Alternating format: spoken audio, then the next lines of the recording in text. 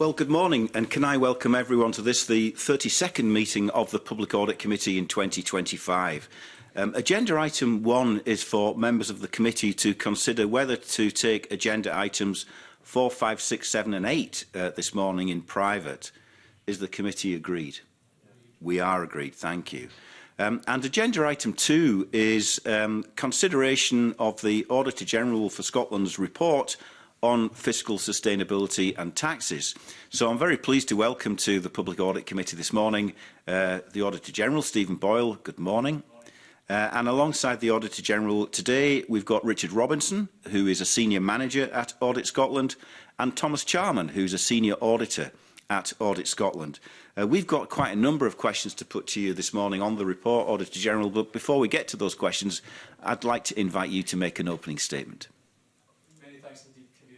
To the committee.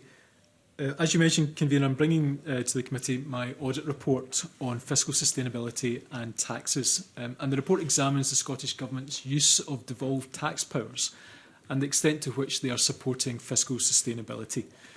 Devolved taxes have contributed positively to Scottish budgets and are forecast to continue doing so.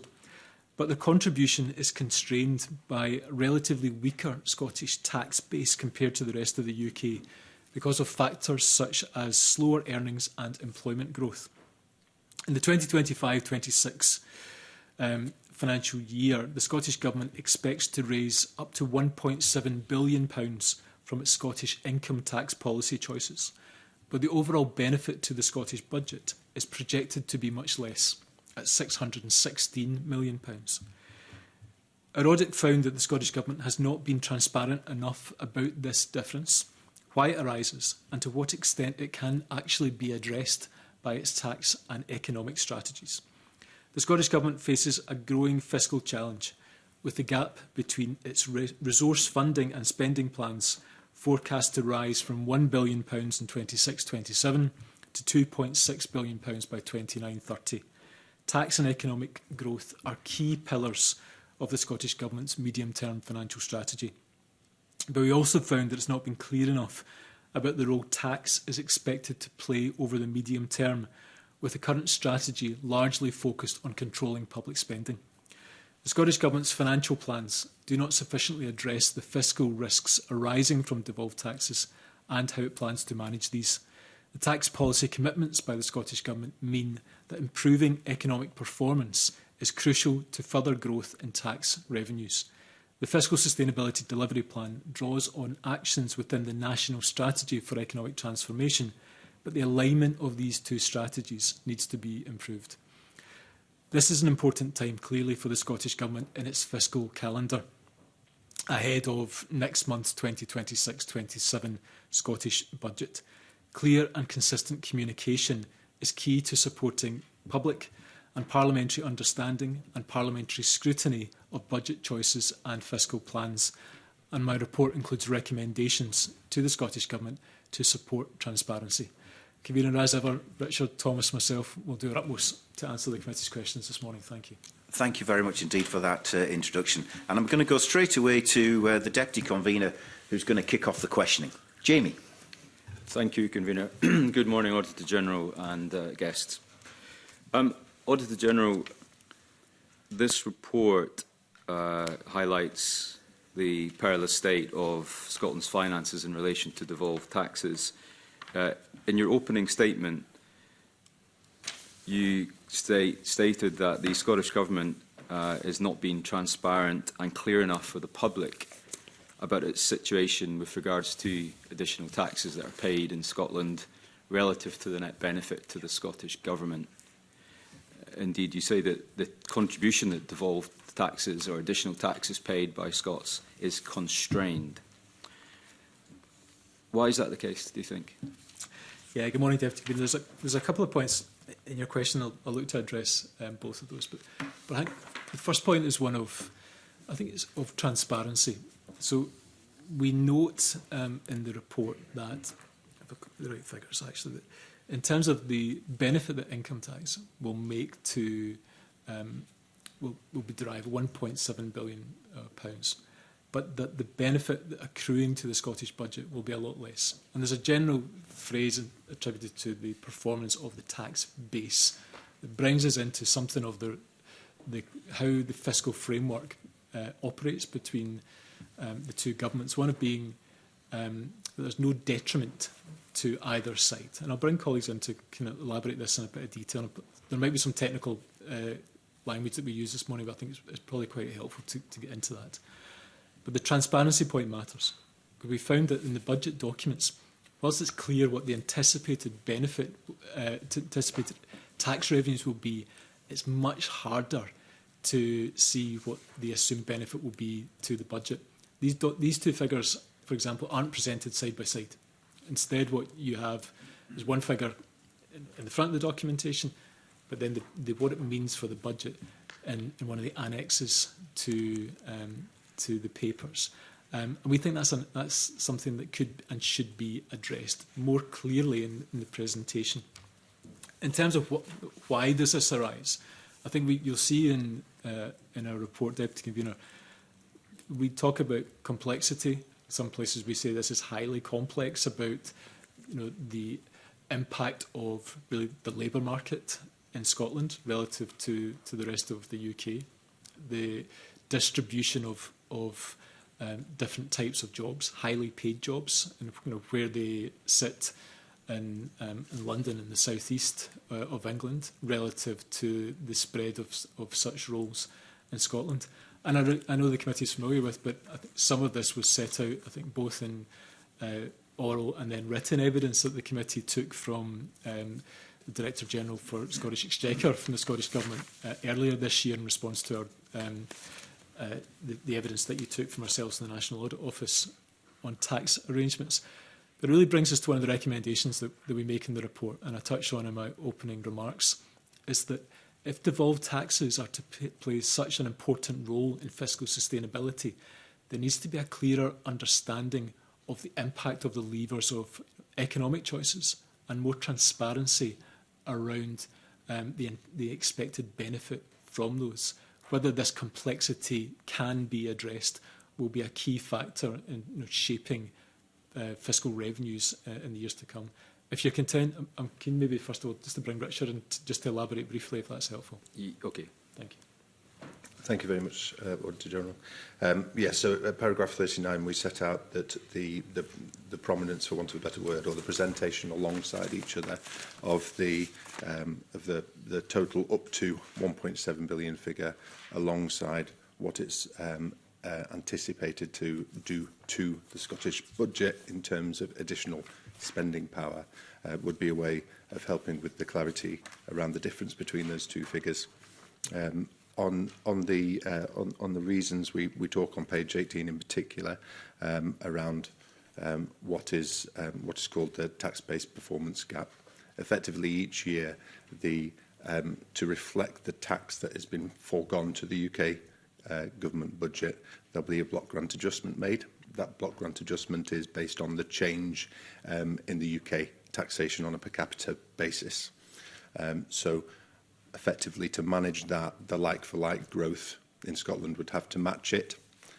Currently, it doesn't. Most of that is due to difference in earnings and employment growth in Scotland compared to the rest of the UK.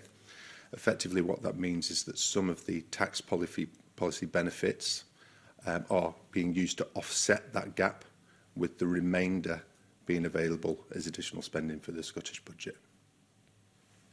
And sorry, if it's useful, we also set this out on one of the exhibits, I think exhibit number... Exhibit what, sorry? I couldn't hear you. Exhibit number... 7, is it? 7, I think it is, yeah. Okay. Yeah, where we show that in the up and down. Yeah, you do. Okay, thank you for that, for those answers. I guess just to sum it up, it is complex. Tax is complex, we know that, but the public out there are trying to make sense of what's going on with the finances of the Scottish Government.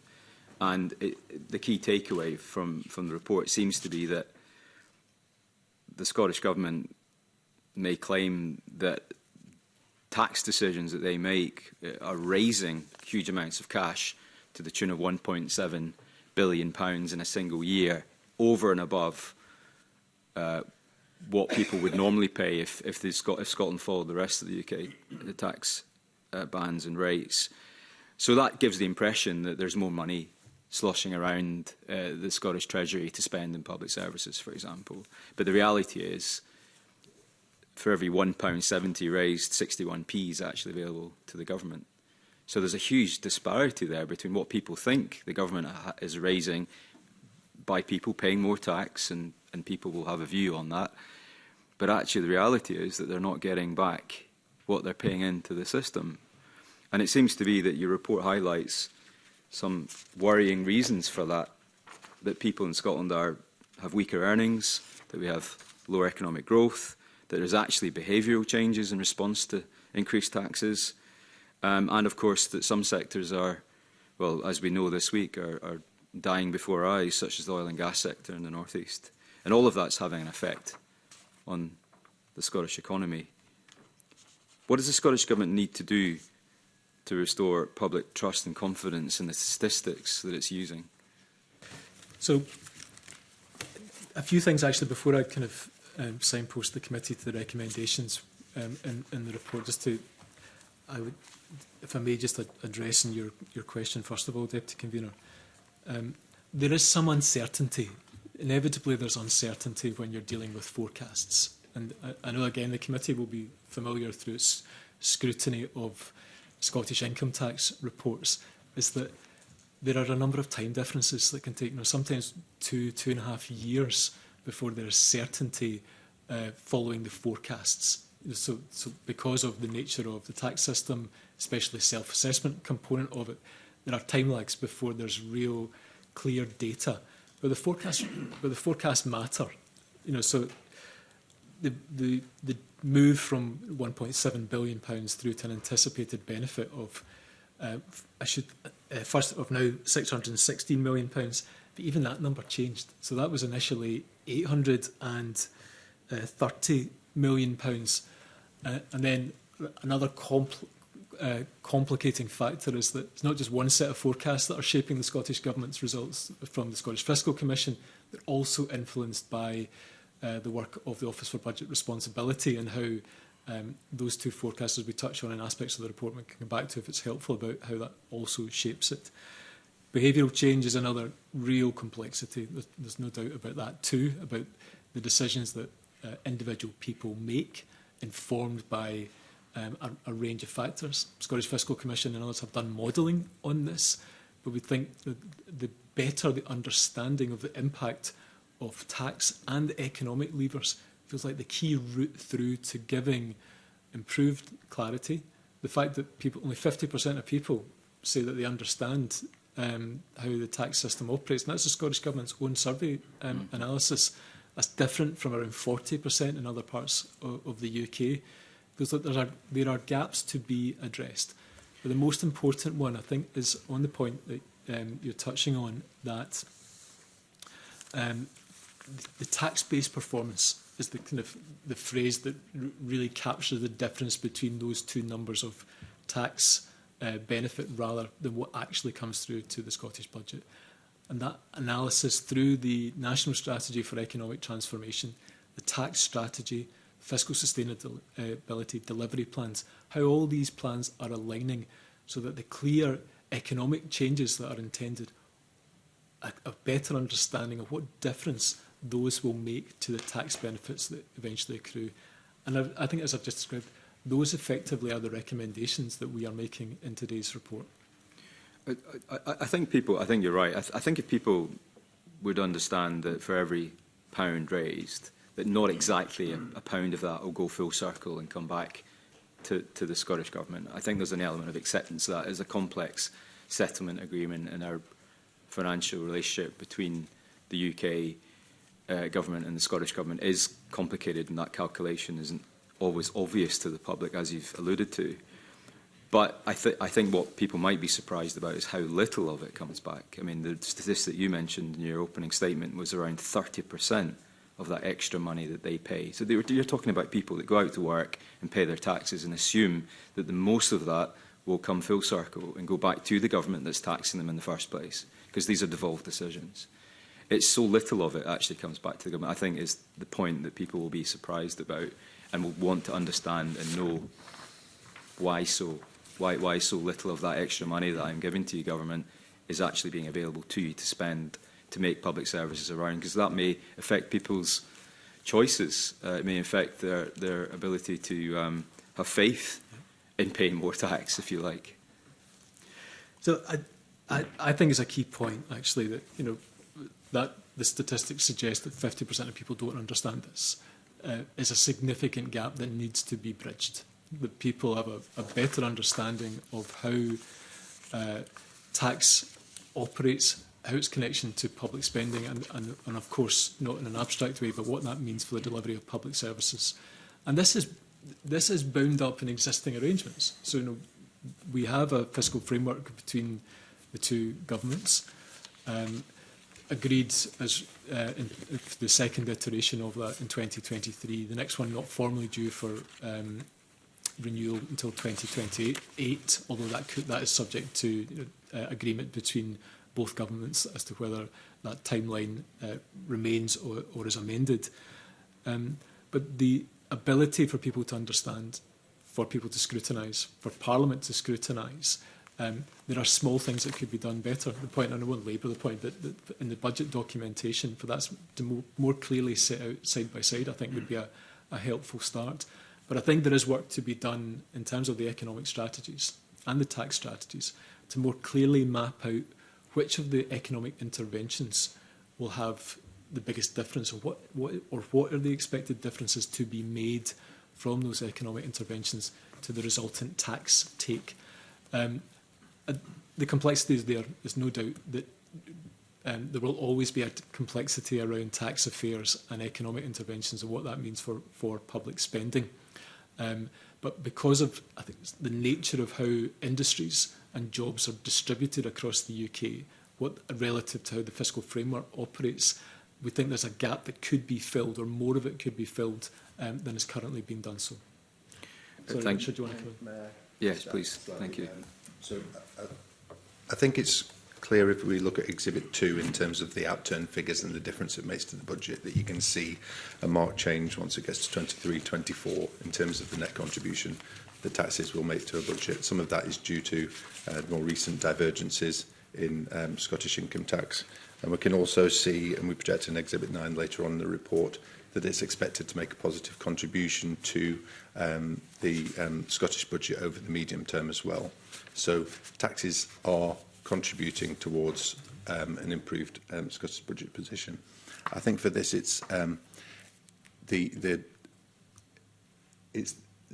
effectively the fiscal framework is designed to reflect an element of that relative economic performance through tax take. So it's the extent to which the Scottish Government is planning on how it will address that gap, because potentially it could go the other way. It could be, if there was stronger, over a period of time, stronger tax-based performance growth in Scotland compared to the rest of the UK, it could go the other way and be a benefit to the budget. The bottom line is to what extent the Scottish Government have the information, the fiscal risks, the links towards the links between their economic plans and their tax policy plans, to allow them to understand fully some of the structural risks and others the Auditor General mentioned, and the extent to which they can be mitigated or tolerated or reversed. Thank you. And the graphs in here are actually very helpful in understanding what's something that's quite complex. Auditor General, the current Scottish Government was elected in 2021, and in advance of that election, it made the following statement and promise, I suppose, to the public, that it would, and I'm quoting, freeze income tax rates and bans and increase thresholds by a maximum of inflation. Based on your analysis of the Scottish budget over the last couple of years, has that been the case? I'm not sure I've got the facts and figures at my fingertips to give you a definitive answer. So I guess what I'm getting at is have bans or rates changed and have thresholds increased by a maximum of inflation over that period? If I maybe give you a factual answer probably set out in Exhibit 4, I think, which kind of sets out the differentials, if that's helpful, between Scotland and the rest of the UK, and perhaps to be precise, Scotland versus England and Northern Ireland, because of some of the separate tax arrangements that exist in Wales. Exhibit 4, to draw the committee's attention to, illustrates the change in tax for income tax bands in Scotland relative to the rest, to England and Northern Ireland. Scotland operates with 6 income tax bands, from the starter rate through to basic rates, higher earners, and then the advanced tax rates. So there are differences between Scotland and England and Wales, but perhaps is illustrated, I think, by really the tax strategy which was produced by the Scottish Government. I think last year, colleagues can keep me right on that. It really sets out the government's intentions for tax, and is very clear, as we set out, I think, at page 13 of the report. This is a progressive tax arrangement that the Scottish Government wishes to introduce, whereby people will pay more tax as their income increases. And that is leading to differentials between the rates that Scottish income taxpayers pay compared to those in England and Northern Ireland. So what we haven't done in today's report is to reference the inflationary differences, I think, that you're asking for compared to other parts of the UK, but rather setting out the changes that are made through the tax strategy and what that signals for the future as well. My original question is it Audit Scotland's understanding that any changes to tax bands and rates and thresholds have occurred since 2021? Yeah. My understanding is that has happened. That's true. That's correct. I'm happy to say that is the case. Yeah. Okay, which is interesting because on the 13th of November, the current First Minister quoted to Parliament, "We have maintained our manifesto commitment in relation to tax," and that commitment was to freeze income tax rates and bands for the duration of the parliamentary term and increase thresholds by maximum of inflation. By making that statement, in your judgment, was the First Minister being accurate and transparent? So I'd need to probably again just refer you to the exhibit in the report where we set out the changes to tax bands that have occurred, along with the tax strategy that's been set out. Deputy Convener, I'll maybe let others form a view as to whether that's a position that's different from what's been said elsewhere, but I'm content that our report reflects the changes in a factual way through the past few years. But a key essence of your report is about transparency and accuracy with the public. And this statement was repeated last week at First Minister's question. So it is an issue that comes up regularly in the forefront of political debate, but not for the sake of political debate, but for the sake of transparency with the public. And if the person in charge of the country is making statements about taxation and the state of Scotland's finances, surely accuracy and transparency has to be 100% open, honest and clear with the public. So we're very clear in today's report about the need for better communication and transparency in terms of tax. Not all tax, we're primarily talking about income tax arrangements. This report also, is, I'm sure the committee will have seen, covers both other devolved taxes, land and building transaction tax, landfill taxes and so forth, which make a contribution, albeit considerably smaller one, to the Scottish budget. But I think, as I set out in my opening remarks, is that there's a lack of understanding amongst the general public about how income tax arrangements work, how that then informs public spending opportunities in Scotland. And there are more opportunities to make clearer communication, clearer budget documentation to bridge some of that gap. Okay, thank you. I'll let others come in.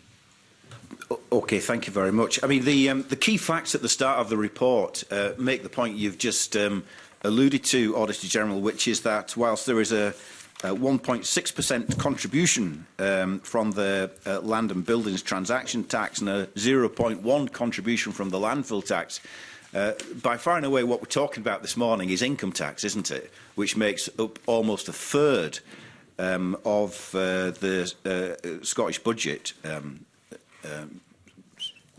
figures. So I just think we need to be clear in our evidence session this morning that, first and foremost, we're talking here about income tax. And so some of the recommendations you make are primarily about the government's approach to income tax. And so on that, I mean, what struck me in your recommendations, you make 6 recommendations on page 6, which are all directed at the Scottish Government. And all 6 of them really talk about transparency. So they talk about more things being set out more clearly, more accessible and transparent, set out more transparently, state clearly, support transparency and public understanding. There is a bit of a problem here, isn't there? That currently the approach that's been taken is opaque. So just to address both of your points, Convener, in terms of Exhibit 2, I think captures us in the report. So, you know, we've hope for anybody looking at it, you know, hopefully in colour, you can barely see in the graph the relative contribution. Important, but you know, but in terms of the scale of the impact that devolved taxes, it's almost all Scottish income tax that is having the direct bearing on the Scottish budget. But there is a need for better transparency and clarity. And you're right that we do capture that language in the report. And I don't say this glibly, Convener, because this is complicated. You know, I mean, many of the reasons for why there are differences are structural, that will take time for better analysis and investigation for some of the differences in the job market, the distribution of different industries between Scotland and the rest of the UK. And that will never provide absolute certainty. And I don't think our report is suggesting that. I think even some of the timing differences that have to be operated in with forecasts from the 2 official forecasting bodies, but that there is more that could be done to bring improved understanding of the public, to support parliamentary scrutiny. And ultimately, we hope that our recommendations are of benefit for the Scottish Government, that allow for that clearer understanding of how tax strategies, fiscal sustainability delivery, along with the national strategy for economic transformation, how these strategies align that ultimately can lead to the closing of some of that gap. What we're capturing here is the tax performance-based gap. Richard? I think it's correct to say that transparency is a theme in terms of how clear it is. Again, that's why we talk about the presentation of figures, etc., that we touched on earlier.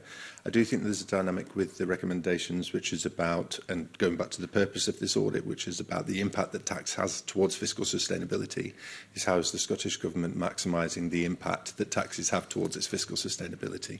So the recommendations that relate to understanding structural economic differences and the factors that, and how you then strategise to improve what the impact that taxes can have on that basis is also an important recommendation. And it's again why we bring up the need for a closer alignment of economic strategies and tax strategies, so people can clearly see off the back of the economic pillars of fiscal sustainability what impact we expect that to see in terms of changes in tax revenue raised and how that will support the medium-term position. So while transparency is an important dynamic of these things, there's also specific recommendations there geared towards helping the Scottish Government have better data, understanding and strategy around how it can increase the impact that tax could have. I mean, I'm struggling a little bit to understand what that alignment between tax and economic strategy looks like. I mean, for example, in the report you allude to the stated aim of the government, which is to reduce the size of the public sector workforce. If you do that, I mean, is that based on a theory of crowding out and that the private sector would mop up those jobs? Is it based on an understanding that if you've got fewer people in work, income tax receipts are likely to fall. Earnings growth.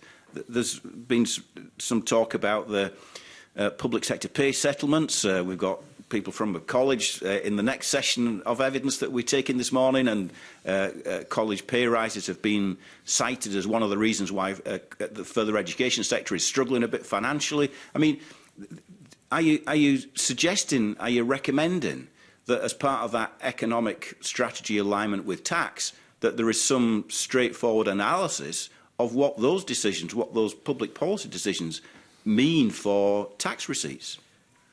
So that and much wider scale too. So the government's stated ambition to reduce the size of the public sector workforce in Scotland is set out really in its own public service reform strategy. So it talks about 0.5% reductions over a period of time, convener.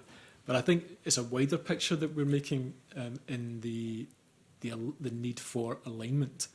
We produced a paper a few years ago to do an analysis of progress against the National Strategy for Economic Transformation, which we brought to the committee, identified that there were many ambitions, some with indicators that were clear, some that needed a clearer description, and the government's been reporting its progress upon that.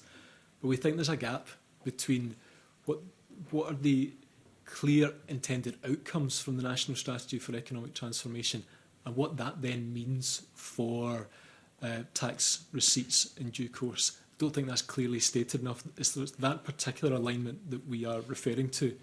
I made the observation, and Thomas or Richard might want to come in on this point as well, about the current focus on fiscal sustainability, in our view, is more predominantly based on controlling public spending rather than what benefit that economic strategy, those interventions will have on growing the tax base, together with some of the analysis that we've talked about a better understanding about how the levers that government can deploy, a better understanding of some of the behavioural change, some of the structural issues of where industries and highly paid jobs exist across the country, so that there's the clarity, there's an understanding to support decision makers and also the public and the scrutiny of public spending that goes with it. So public sector workforce is a part of it, but we think it's a wider component that exists alongside that. I don't know if Thomas or Richard want to say a bit more about that. If I start off and then hand to you, Tom, if that's all right. I think that's correct. And obviously when it comes to the budget, spending and income, they all relate to each other. If you have a public sector workforce, that public sector workforce pays taxes, etc. So part of the medium-term financial strategy and the three-pillar approach is to consider each of those in turn, the spending, the economy and the taxes, and how they relate to each other. And what we're saying in our report is that the detail and granularity and the focus is on the spending when it comes to how much and when the taxes change beyond the contribution that it already makes, how much it will help support that remaining fiscal gap could be clearer, which is why we're looking for more alignment between what is in the economic economic strategy and the links through towards tax. But I might pass over to Tom to talk maybe slightly more about the pillar approach. Yeah, thank you, Richard. In its second pillar on the economy and its fiscal sustainability delivery plan, the Scottish Government does set out a range of actions that it believes will grow the tax base, mostly drawn from the National Strategy for Economic Transformation. However, our view is that it needs to go further in this and explain exactly which of these interventions will grow the tax base, over what timescale any benefits might be expected to materialise, and also try and quantify the impact of that on tax receipts against part of its medium-term financial planning. Okay. I'm going to move on to another area which, again, is highlighted in your report, and in fact it's highlighted under Exhibit 1, which is a part of the report where you talk about progress on implementing devolved taxes in Scotland has been slower than planned, which might be a bit of an understatement, because you refer, for example, to the air departure tax devolved, which was expected to be introduced on the 1st of April 2018. you refer to the assignment of VAT receipts, which was supposed to be sorted out and implemented by, transition year 2019, but to be in place by 2020. So we're talking about 7 years ago and 5 years ago, and neither have been enacted. Could you perhaps shed some light on your understanding of why there have been those delays, what the problems are, who, if anybody, is to blame for that? Yeah, I'll say a word or two actually, and I'll bring colleagues in to set some of this detail out for the committee. I think on VAT, maybe I'll kind of keep my comments to that first of all, convener, is, and I think I've said this one a couple of times already, there's real complexity about it, and I think that's been the substance of trying to move beyond the ambitions that were in the Scotland Act and previously the Smith Commission, which was the origin of the assignation of VAT receipts rather than the intention to give powers to the Scottish Parliament to set a differential VAT rate. And I think therein lies the complexity as to how HMRC records exist. I think in essence, it's not always clear to say, well, where did that transaction originate? Did it take place in Scotland or was it another part of the UK? And that's really the barrier to taking this piece of part of the power of the Scotland Act and then into it being applied across the country. So you can see that there was intention to do so, but I'm not clear if I can give any clarity or assurance to the committee about what will happen next. It feels like there's some very significant hurdles on the application of VAT to be kind of part of the powers that will be seen day to day through the Scottish Parliament. And you're not the first parliamentary body to raise concerns, convener. You see the Scottish Affairs Committee in Westminster also raised concerns in its report in July of this year, saying, again, looking for clarity as to whether that is or isn't realistic in terms of timescales or indeed its implementation in the round. Again, I'll maybe start with Richard if you want to say a bit more about that, if there's anything else, and the other powers that haven't yet been implemented. Thank you, General. Not much to add. Honestly speaking, the issue around the methodology of the assignment, as you can expect with VAT, because there's a value-added tax on a whole series of transactions that occur, which can lead to complexities, especially when you're dealing with cross-border transactions. There's been a host of communication over time. I understand about what is the best methodology to use, which both parties are comfortable with. Part of that is about clarity around what it would generate, but part of that is about managing the fluctuations of what could potentially be large amounts of money that could vary quite considerably between years. The Scottish Government will probably be in a better position to talk to you through more of the detail about where they're up to with the methodology attached to that. But you're right to raise that it's significantly behind what was the planned transitional year. Using my old trade union terminology, is this just a long-term negotiation?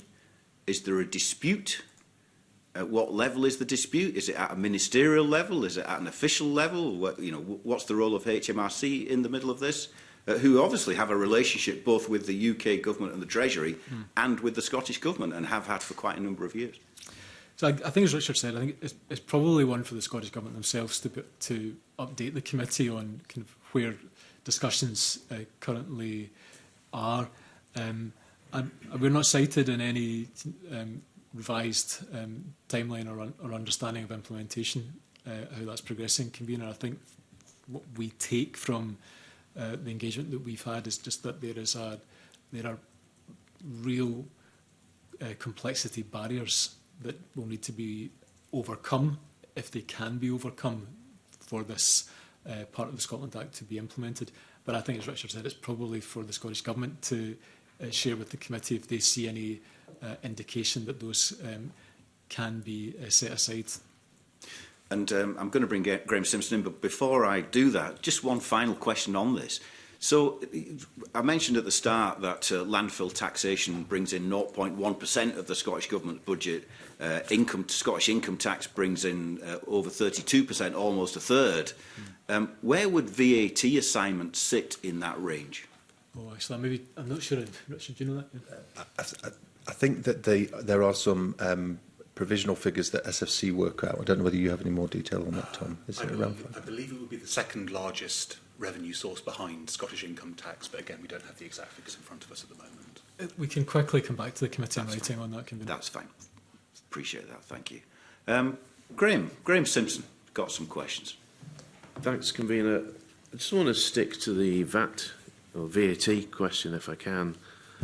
Was the proposal to allow the Scottish Government to keep all VAT receipts raised in Scotland, or was it to do that and to be able to set its own rate of VAT? No, it was the former. It was a share of the VAT receipts. So the intention wasn't for the Scottish Parliament to set its own or differential rate of VAT. Yeah. And just listening to the convener asking about that, and I was thinking, this would be really difficult. I mean, the way trade works. I mean, if you think about online sales, you know, if you buy something and it's come from England, say, but you live in Scotland, how would you work that out? I guess that's the kind of complexities you're talking about. It is, and I think also, and so this is for tax experts and not for me to brief or advise the committee on, but I think even since the Scotland Act was implemented, we've seen changes. So, for example, UK leaving the European Union, the application of the Internal Markets Act in the UK. So all of these are relevant factors, Mr Simpson. But I think, as we say at paragraph 5 of today's report, that in essence there's still no clear plan for its introduction. And it feels like it's there, but in terms of the ambition for assignation of VAT receipts to apply to the Scottish budget, but no clear sense as to what the timeline would be for it. Do you get the impression that the governments, both governments, have just given up on it? I think that'll be for them to answer. I think what we're saying is we're not clear what comes next, whether the complexity that I think we've described and you and the convener are asking about can be overcome. Okay.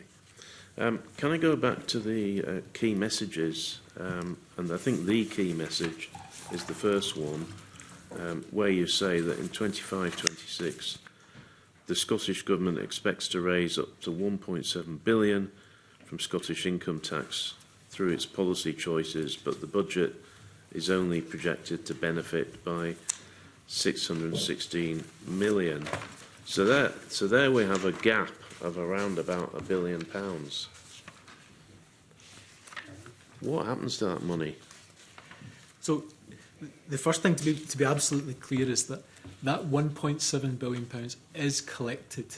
So there is no sense that the money isn't levied and then collected. And you'll probably again see from the language of the key message that there are a couple of caveats here. You know, so one is up to £1.7 million that is again based on some of our forecasts, and then projected to benefit by only £616 million. So this will become known in due course, through, as we talked about, some of the time lag that exists, primarily as a result of the time for self-assessment to be completed, and then what follows is really why there's a differential. So again, I'll bring maybe Thomas or Richard, whoever wishes to jump in, to talk about how the fiscal framework applies to block grant adjustments. And it's that really at the root of why there's a difference is the application of the fiscal framework. The fiscal framework talks about, and again colleagues can come in with more detail, is that there is no detriment to either the Scottish or UK government from going back to when there was the initial transfer of powers. Richard quite rightly makes the point, actually, is that the projections are clear that Scottish income tax is forecast to make a significant impact upon the Scottish budget. And I think I said that in my opening remarks.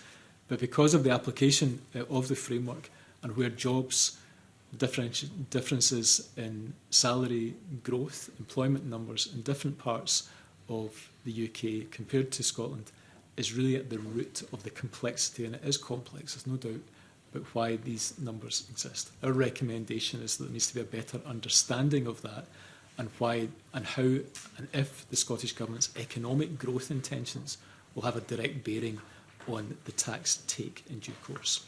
If it's helpful, Mr Simpson, maybe turn to colleagues for a moment or two if you want to know more. Before you do, I'm basically I'm trying to get an explanation for anyone watching in layman's terms as to why we're able to raise up to 1.7 billion and yet only have 616 million to play with. I'm paraphrasing. May I? Yeah, you can So jump in. So the money's been raised, the money's somewhere. Where is it? Who's got it? So so taxes are collected by HMRC. Yeah. HMRC will then, after the end of the financial year, and then once self-assessment and all the rest of it is collected, it will work out, based on S-codes and a variety of other things, what amount of that relates to Scotland, and that becomes the outturn figure. The outturn figure is added to the Scottish budget in its entirety. What the issue here is about the pace of the growth of the block grant adjustment, which means that the spending power that the Scottish budget has overall, which is the net of those two, may be less than the total amount effectively the total additional amount from policy choices. So you can have there's two factors. There's the policy choices and the difference that they make compared to the rest of the UK. So do you tax more or less? And the other factor is how is the relative tax performance growth in Scotland going to the rest of the UK? And it's the net amount of those two.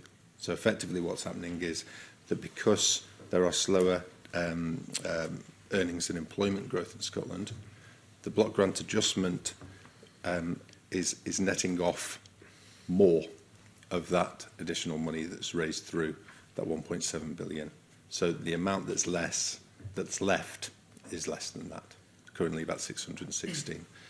We've got more information on the report around from paragraph 32 about the different types of factors that affect that.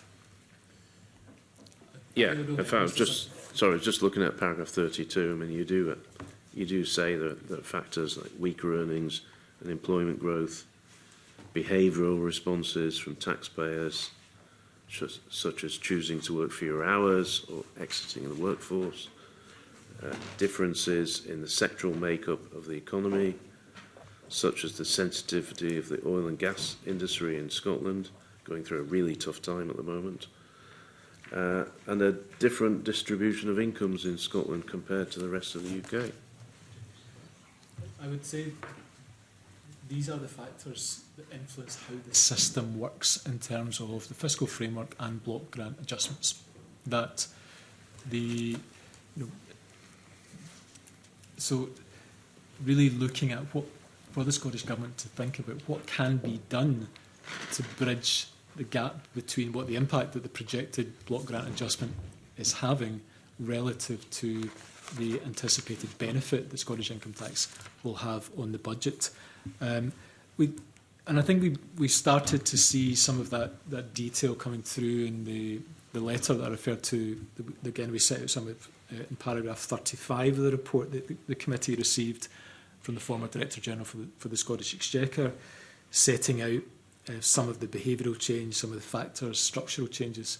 But again, I don't wish to labour the point, but essentially the Scottish budget will benefit from bringing in not just higher taxes, but also better paid jobs to Scotland. And that will be the driver that will have the key benefit of closing that differential that's set out in how the system or the fiscal framework and the resultant block grant adjustments work.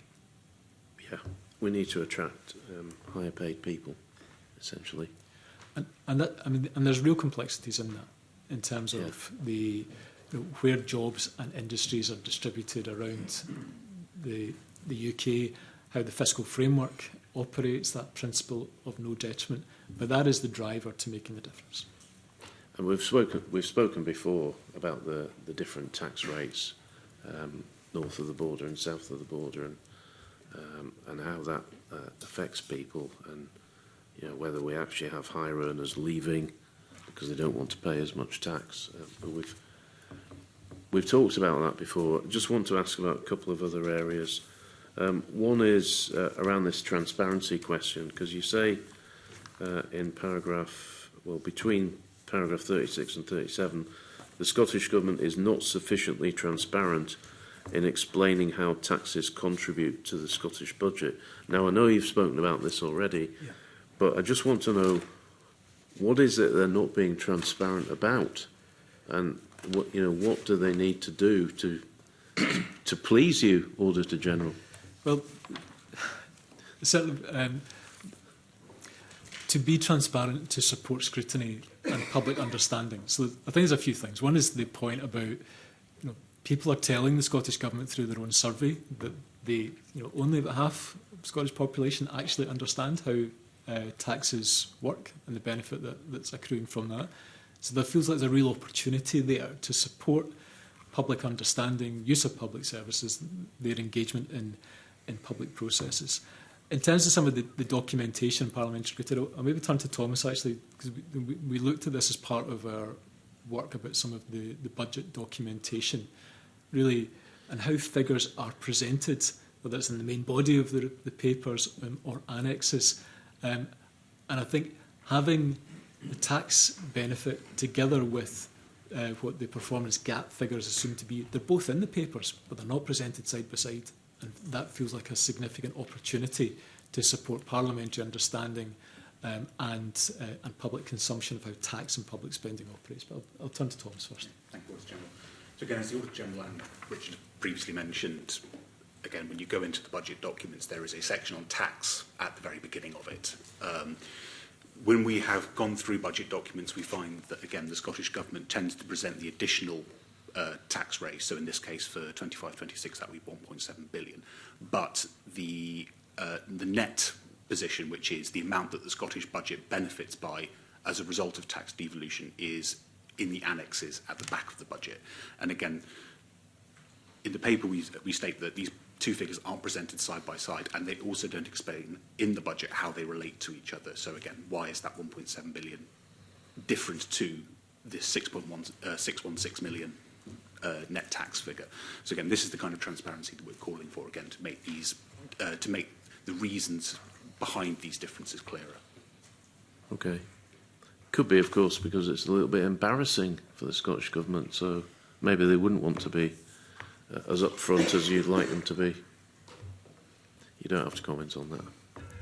I'm going to ask you about something else.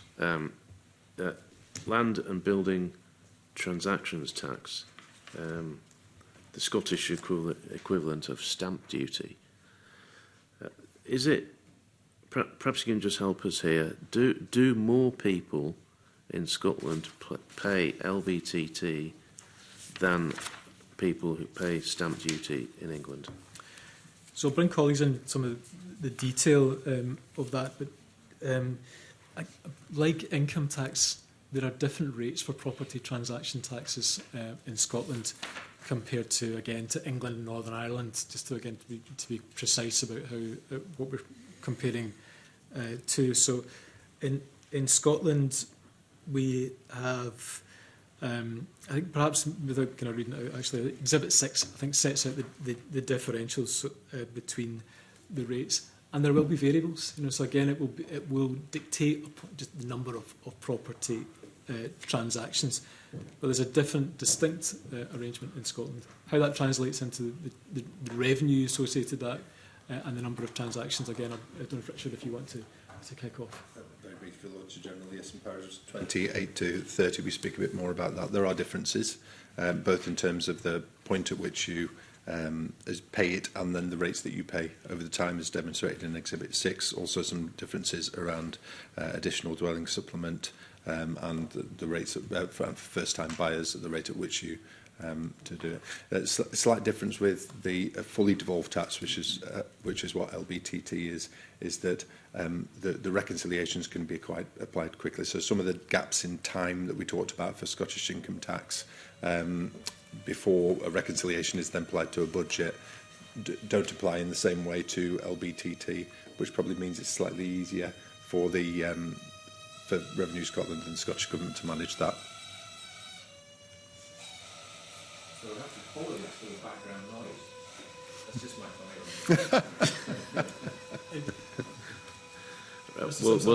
We'll just plough on, despite the noise in the background. Our report is really looking at the contribution that devolved taxes are making to fiscal sustainability. So we note that there are differences between land and building transaction taxes and stamp duty land tax between Scotland and England and Northern Ireland. But I think it's maybe again to signpost the committee to Exhibit 2 in the report, and the totality of what impact taxes are having on overall fiscal sustainability. The property taxes are making quite a small contribution across the piece. It is much more in the space of what impact income tax is having. And then I think, as Thomas mentions, about and the potential impact that VAT assignation could have were that issue to be resolved. No, I get that, but my original question, maybe you don't have the answer to it. Do more people pay LBTT in Scotland as a percentage than do in England? Do we know that? I think it will depend on the number of transactions. So I don't know if more people, you'll pay different rates in Scotland. Yeah. So if that's had I guess if the heart of your question is this having a bearing on the number of property transactions in Scotland compared to England and Wales, that data is available, but I don't think we have it to hand. What we can do is come back to the committee in writing. Okay.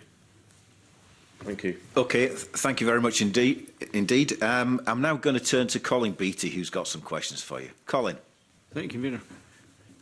General, I did find your report very interesting, actually. It's one of the clearest set-out documents I've seen on this particular subject. But I'd like to look at one or two of the issues arising from that, which have been touched on to some extent already in connection with fiscal sustainability. There were your report highlighted 5 specific challenges contributing to the financial pressures, such as Scotland having a larger and better paid public sector, Scottish population older and sicker, real terms cut to the capital block grant, and real terms growth in resources funding through the block grant, and of course spending on Scottish Government policy commitments. I was interested in looking at that. Do you have a sense that as to how the relative proportion each of these elements contributes to anticipated funding pressures? So we haven't done an analysis to try and map, to quantify, all of these relevant factors. I think it'd be an economic and forecasting matter for the Scottish Government, together with the Fiscal Commission, if that's possible, to be quantified. And actually, I think to some extent the Fiscal Commission, but it'd be for them maybe to answer to this point, Mr Beattie, do take account of these factors and the anticipated behavioural changes through some of the modelling that they've done too. What we sought to do, and I think the exhibit you're referring to, Exhibit 8 on page 21, is just to set out some of the context for all those budget pressures together with implications for budget as the Scottish Government is looking to address both the revenue and capital challenges that it's set out in its own documentation through the medium-term financial strategy. Of course, next month's budget, together with the Scottish Spending Review, will give a clearer indication about what comes next in terms of how some of the ambitions that are set out in the public service reform strategy, some of the NHS, which is the biggest consumer of public spending in Scotland through the public health interventions, the preventative models that are intended, what bearing that they will have on fiscal sustainability in the future. So we'll certainly look to those events next month through the government's forecast, the spending review, and those coming from the Fiscal Commission. I think will give a clearer insight as to what those levers will have and how they are planning to make a difference. I mean, the question of behavioural change has been considerably explored over a number of years now as to whether there was or there wasn't. Now, last time, and correct me on this, we spoke to HMRC, they indicated there was some sign of behavioural change. Here we're looking at something rather more concrete. So in 23-24, the increase in the additional rate and the lowering of the threshold was expected to raise 65 million, but due to behavioural responses, only 11 million was raised. And in 24-25, the increase to the top rate was intended to raise 53 million, but only raised 8 million. So in both cases, that represented more than an 80% divergence in the amount of tax that we actually received. I mean, are we getting to the point where, bring out the old Laffer curve, and are we getting to the point where tax rises are no longer effective? So you beat me to it, actually, in terms of the Laffer curve. I was going, so there are many tax and economic theories about how far governments across the world can go in terms of tax rises. Ultimately, these are political choices, decisions for Parliament, for the Scottish Government to make in presenting its budget. But I think what there's clear evidence of is that those taxpayers with the most resources at their disposal, for those top rate and higher rate taxpayers, are better placed to make decisions of where their income is captured, where they reside. And I think, and what seeing to some of the evidence we set out at Exhibit 10, there'll be many other sources for this, Mr. Beattie, is that it's challenging for governments to generate tax revenues beyond a certain point. And I think for us, coming back to some of our wider considerations in this paper, what does that mean alongside the pillars of public service delivery, public service expenditure and economic growth, and how these strategies align, I think gives the Scottish Government a better opportunity to be clearer, to be successful in its ambitions to deliver public services. Because I think it's going to see, as I say, that evidence that there's limited scope in terms of tax rises to generate the assumed benefit, as I think we've touched on a number of places already this morning, just perhaps best illustrated by the differential between the £1.7 billion tax take and then what then comes through the Scottish budget. Looking at these two specific issues, because they are the only two we've really got detail on, does the calculation as to how much was actually raised purely relate to income tax, or does it take into account the knock-on effect of a reduction, say, in expenditure, where you would also have a drop in VAT income? I think it's the former, actually, Richard, kind of to confirm that, but I think we're pretty clear that this is our analysis that we are setting out in the table only relates to income tax, but there's potential wider implications of how and where people are based that could have a bearing on other taxes. I think as it relates to our consideration, they're really only looking at the application of devolved taxes, but there may be other factors. But again, I don't know if you want to comment briefly on that. Thank you, Auditor General.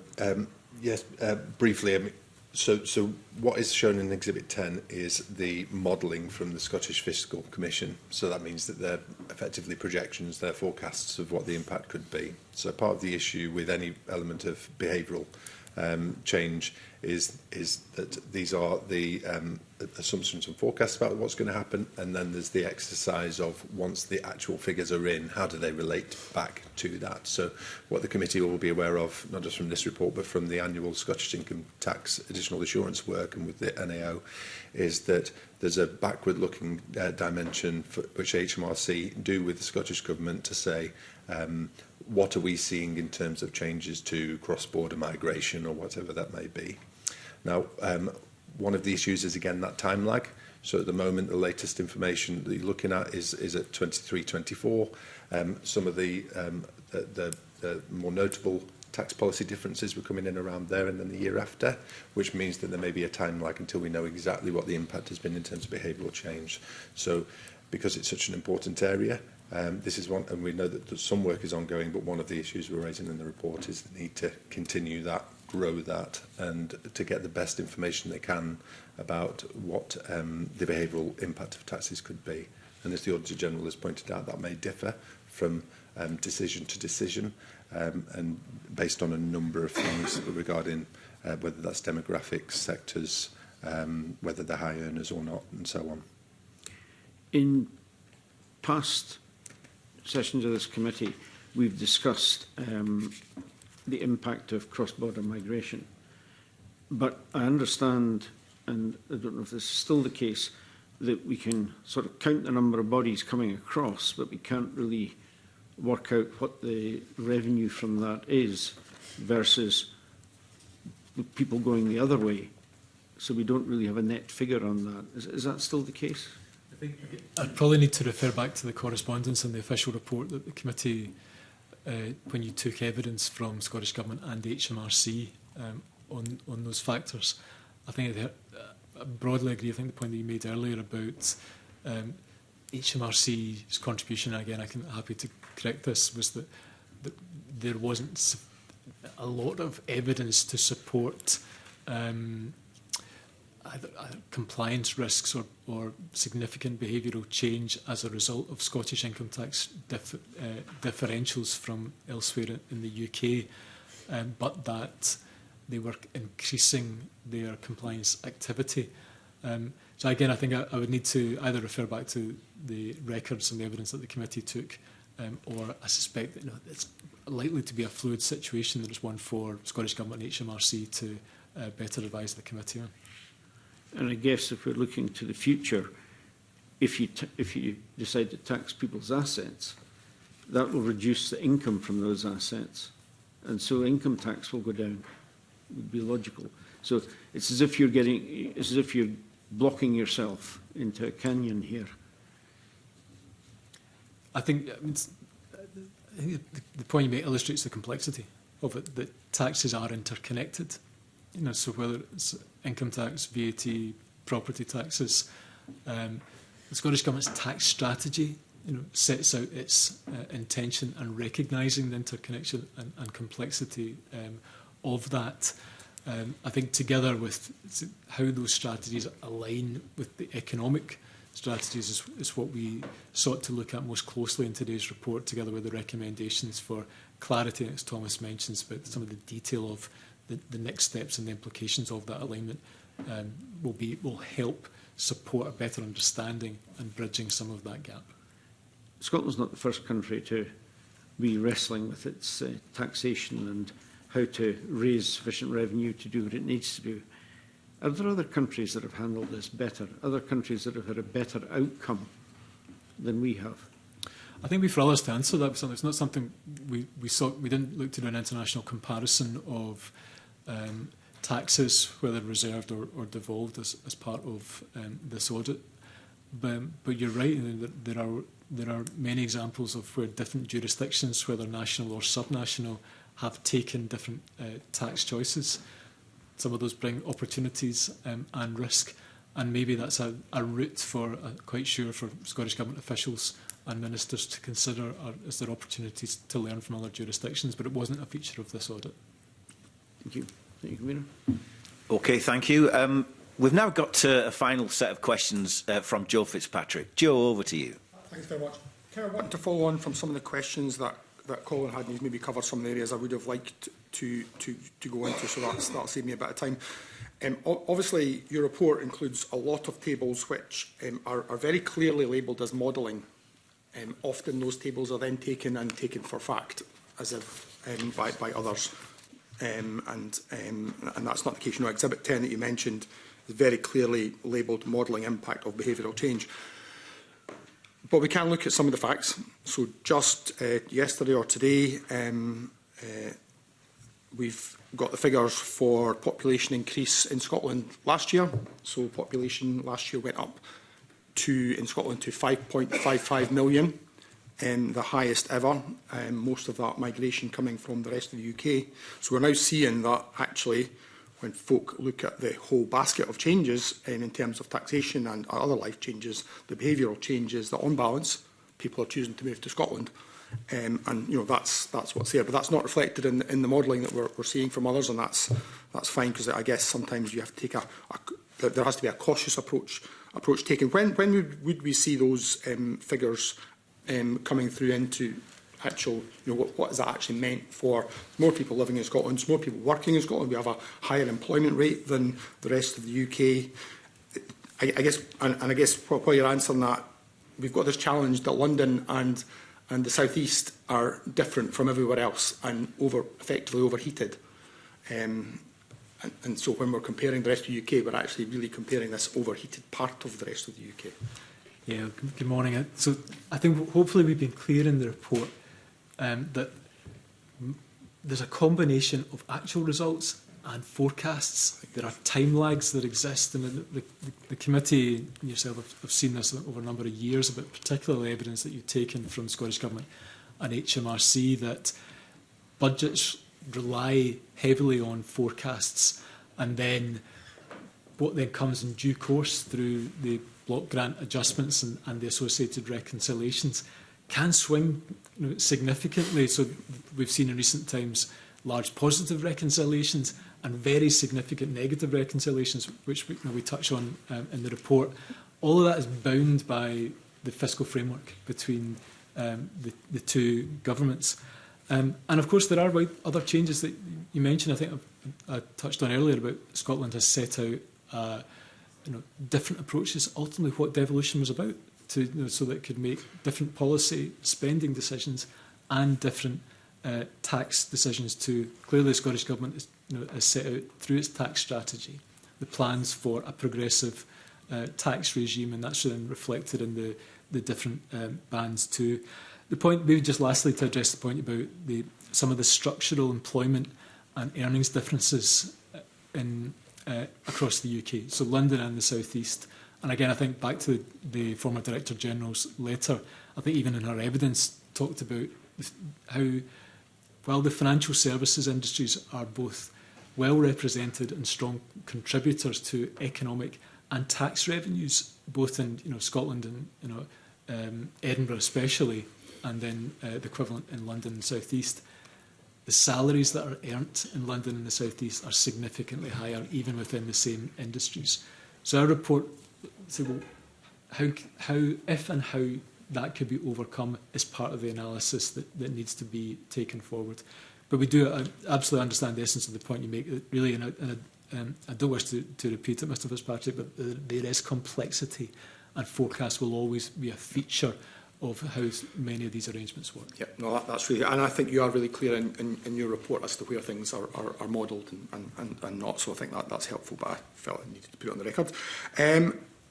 I guess my final point then would be, I think the recommendations at the start are all about transparency.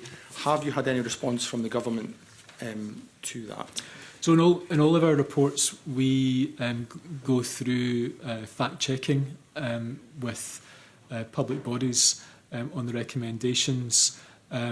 Inevitably, there will be, I think, hopefully an opportunity, should the committee decide to take evidence, for the government to put on record their formal response to the report. As ever with all of our reports, then go into our follow-up process. So we'll have the opportunity to audit and then in due course again report publicly whether the recommendations were implemented as we set out. Okay, thank you very much. Okay, thank you. We've actually got time for one final question, so I'm going to indulge the Deputy Convener who's got that for you. Jamie. Thank you, Convener. Auditor General, I guess it's one question in two parts. The first part is the fiscal framework. In your view, is it fit for purpose? And secondly, there's been a huge conversation of late about whether people in Scotland pay more or less tax than other parts of the UK. And it's been very, very difficult to get a straight, honest answer on this, depending who you ask. I'm trying to get to the bottom of it just as neutrally and politically independent as we can, so that we as an audit committee have facts rather than conjecture. And I still can't answer that question, and I'm wondering if you can. So I'll take them in reverse order, if I may. In terms of who pays what in Scotland relative to other parts of the UK, Exhibit 5 is perhaps we would kind of signpost the committee's attention to, which sets out for really different income brackets whether Scottish taxpayers pay more or less. And of course there are caveats around this, but it's actually drawn from the Scottish Government's own reporting on it, and it broadly sets out, and I am making generalisations, so forgive me for that, that up to around the £30,000 mark of income, you will pay less tax in Scotland. And then if you go up above that mark, you begin to pay in quite kind of small amounts at the start, but and then you'll pay more. And I think, as we've touched on already, we've said that's really the intent of the progressive tax regime in Scotland. Your question about the fiscal framework, it's absolutely a matter for both governments. So for the Scottish Government and the UK Government, through their discussions, whether it's the timetabled review for 2028 or earlier, to reach a view together about how the fiscal framework operates. You'll have seen through the last iteration in 2023 that there were changes to some of the different the rates, the amounts that could be drawn down, the circumstances, application of limits being inflated through this iteration. So we saw changes. So I think really it comes down to the negotiations and the consensus between both governments rather than for me. Okay, thank you. Okay, thank you. Well, I think that ends this very useful session. And can I take the opportunity to thank you again, Auditor General, for presenting that evidence and for producing that report. And can I also take this opportunity to thank Thomas Charman and Richard Robinson for your evidence this morning. We will need to consider what our next steps are, and we'll take a bit of time to look at that. In the meantime, I'm going to suspend this morning's meeting to allow for a changeover of witnesses. Thank you.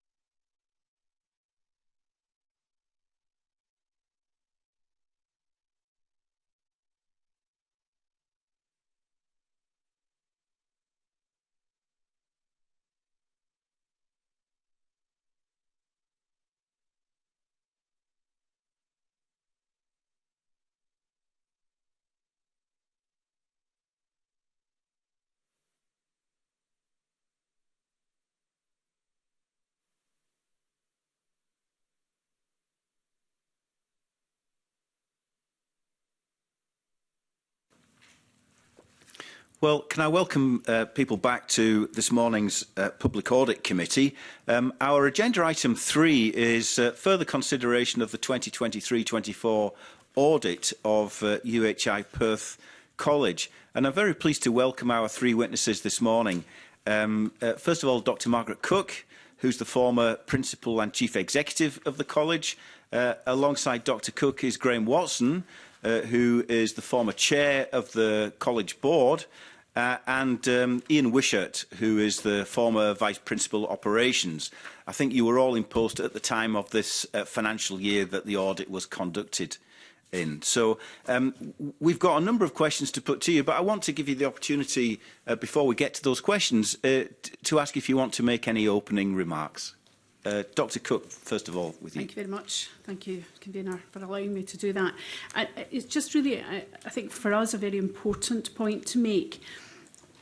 The way the structure of UHI Perth within the University of the Highlands and Islands and the impact that has on the financial position of the college. And I don't think from everything that I've seen and read that there is any recognition or any information in respect of how that relationship actually works and the impact of that on the college. So that's really what I want to explain to the committee this morning, with your permission. So we acknowledge the financial position of the college and of the sector, and I think that has been well discussed at a number of your meetings and meetings in other forum within the Parliament. I think, however, we do not have a direct relationship as UHI, or we did not have a direct relationship with the Scottish Funding Council, because the regional strategic body is the University of the Highlands and Islands. So therefore our relationship is with the University of the Highlands and Islands. The funding for Perth comes through the University of the Highlands and Islands, and as it comes through that process, it is top sliced.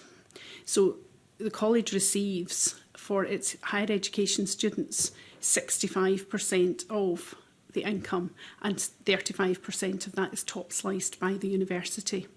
For further education, £2.5 million is top sliced from the SFC income into UHI by UHI, and that £2.5 million is spread across all of the academic partners in UHI. So from an HE perspective, from a higher education perspective, dependent on our student numbers each year, Perth's top slice to the university is in somewhere between £4.5 and £5.5 million. And that has a big impact on the organisation and our ability to deliver. And I think that fact has been missing from discussions of financial positions of the college. And I think it's really important for this committee to understand that that is a major contributory factor to the financial position of the college. Regrettably, our students in UHI have the lowest per capita funding in Scotland for both FE and HE. And that has an impact on the college itself, the students that we have, our prospective students, and the communities that we seek to serve.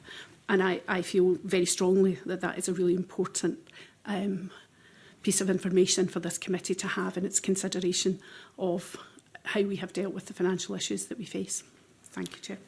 Okay, thank you for making that opening statement, and that's now on the record. And again, just for interest of openness, we are expecting to have an evidence session with UHI and the Scottish Funding Council and the new Principal and Chief Executive in the new year. So these are important points that are on the record that we'll be able to put to them as well.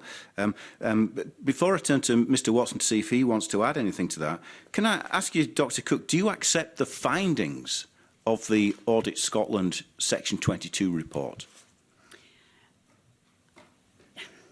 It's not quite a yes-no answer to that question. We did not prepare a budget in that year. That, however, does not mean that we did not know what our financial position was. We knew in the December of 2022, sorry, I'm just trying to get my years right, 2022, when, in Mr Wishart's words recently, a red flag was raised because all of our projections were very clear that we knew exactly what our financial position was going to be and what the forecast was going to be going forward. I'll defer to Mr Wishart to answer them give you a more detailed answer about what it was we did at that point. Okay, but we were going to get into that this morning. But, I mean, are you saying that you do or you do not accept the findings and the recommendations in the Section 22 report? As I say, it's not quite a yes-no answer. So, okay. Well, again, we'll come on to some more of the detail of that. Can I just ask as well then, Dr Cook, I think you've mentioned this in your opening statement, but did you see the Auditor General's evidence session in front of this committee on the 8th of October? I have read some of it. You've read, right, I okay. didn't see it and I haven't read all of it. Oh, you haven't read all of it? No, I read proportion. Which bits have you read? No, sorry. Sorry, as I say, I've not done this before. Yes, I have read the full report. Yes, full report. Did you read the official report, which... yes, it was circulated to us with the papers. Yes, fine, that's fine. Read. That's Sorry, fine, because we may turn to things that the Auditor General said in the course of this morning. Mr Watson, do you want to say anything at the outset? Chair, yeah, just to pick up on the general sentiment from Dr Cook, I think it is extremely important for this committee to understand the context within which, on a day-to-day basis, UHI Perth was operating throughout the period in question. And while I don't take issue with the nature of the Audit Scotland findings or indeed the Deloitte work, the background to that and the nature of the work that they were doing and the snapshot of a picture in time after the event, I think it is extremely important to get a full picture for the dynamics of what, in my long experience, I'm a chartered accountant, prior to assuming the chair, and there is some interesting background as to how I became the chair of UHI Perth. For 8 years I was on the court of the Heriot-Watt University. I chaired their finance committee for 8 years, an organisation turning over north of 300 million. And again, in terms of public accountability, throughout the period, I was on the board and chair of the Audit Committee of Scottish Futures Trust. So I have a good understanding of the dynamics of publicly funded organisations, and I certainly would hope that during the course of our evidence we get the opportunity to talk about the environment within which UHI Perth was operating throughout the period of time that I was initially interim chair and subsequently chair. Thank you, Chair. Thank you. I mean, I just wish to pick you up on your expression that this is just a snapshot in time. And given your professional background, do you not recognise the point made in paragraph 18 of the report, which talks about there being weaknesses in the financial team going back to 2018? Do you not recognise that on the in the annual audit report, Deloitte, the auditors, the external auditors said, in response to the significant risks identified, no reliance was placed on the work of internal audit, and we performed all work ourselves. I mean, that suggests to us, I think, there's quite a systematic long-term problem. There's certainly, in response to that, firstly, I think you had in the previous evidence session, you had a good discussion about the difference between internal audit and external audit, so I won't repeat that for the time being. But I think it is important to note that in the context of the work that was ongoing, you are correct. Prior to my time as chair, the financial position and the nature of the internal audit reports on UHI Perth were challenging. However, over a period of time throughout the period of the work and the site that you have of the organisation, the work that was done internally, and you'll see that from internal audit reports, had reduced the number of issues significantly to a relatively small number. But of course, and you've already explored this in some detail, there were challenges around how you resourced the finance function at the college, given the environment that it was in and the attractiveness or otherwise of the role that was necessary, or the roles that were necessary to fill And perhaps that, understanding some of that background gives you a context for why it was difficult to have the level of continuity and the level of corporate knowledge of the organisation that would have been helpful, I think, in the overall context of some of the work that's been carried out on the organisation. Okay. You will, of course, remember, and I think, again, this was pointed out in the last meeting, that during the year in question, eventually, and there's a number of issues around why it was eventually there was what I think those of us in the profession would call a clean audit opinion in terms of the work that Deloitte carried out. So that, as a board, is an important factor to consider. Yes, but I don't think any of us would accept there's nothing to see here, Mr. Watson. Correct. There's certainly a number of issues to explore further. Thank you. Can I turn to you again, Dr. Cook? When I'm looking at the UHI Perth Financial Regulations document, effective publication date June 2021, paragraph 4.8, the college principal is responsible for the detailed administration of the college, including various different headings which we can explore, but one of them is that the college has a sound system of internal management and control, including an audit committee, an effective internal audit service. It's been suggested to us that that didn't exist. I am of the view that that did exist and continues to exist. What this audit has shown is a matter of a budget. There were significant other controls in place. There were significant other documentation that went to the audit committee, to the board, in terms of the position that we were in at that time. But again, that's not how the Auditor General viewed it when he gave evidence to us on the 8th of October, and we can return to that. One of the things which has also been reported, Dr. Cook, is that under your tenure as the Principal Chief Executive, there were 5 different finance directors. Why was that? We have struggled to recruit and retain finance directors. Some of those, of course, were interim roles that came into place. It is often quite difficult, given the salaries that are paid in the sector.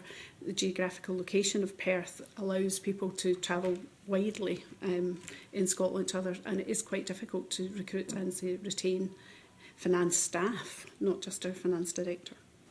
Okay, well, we'll get into more detail on this as the morning progresses, but I'm going to invite Colin Beattie to put some questions to you. Colin. Thank you, Convener.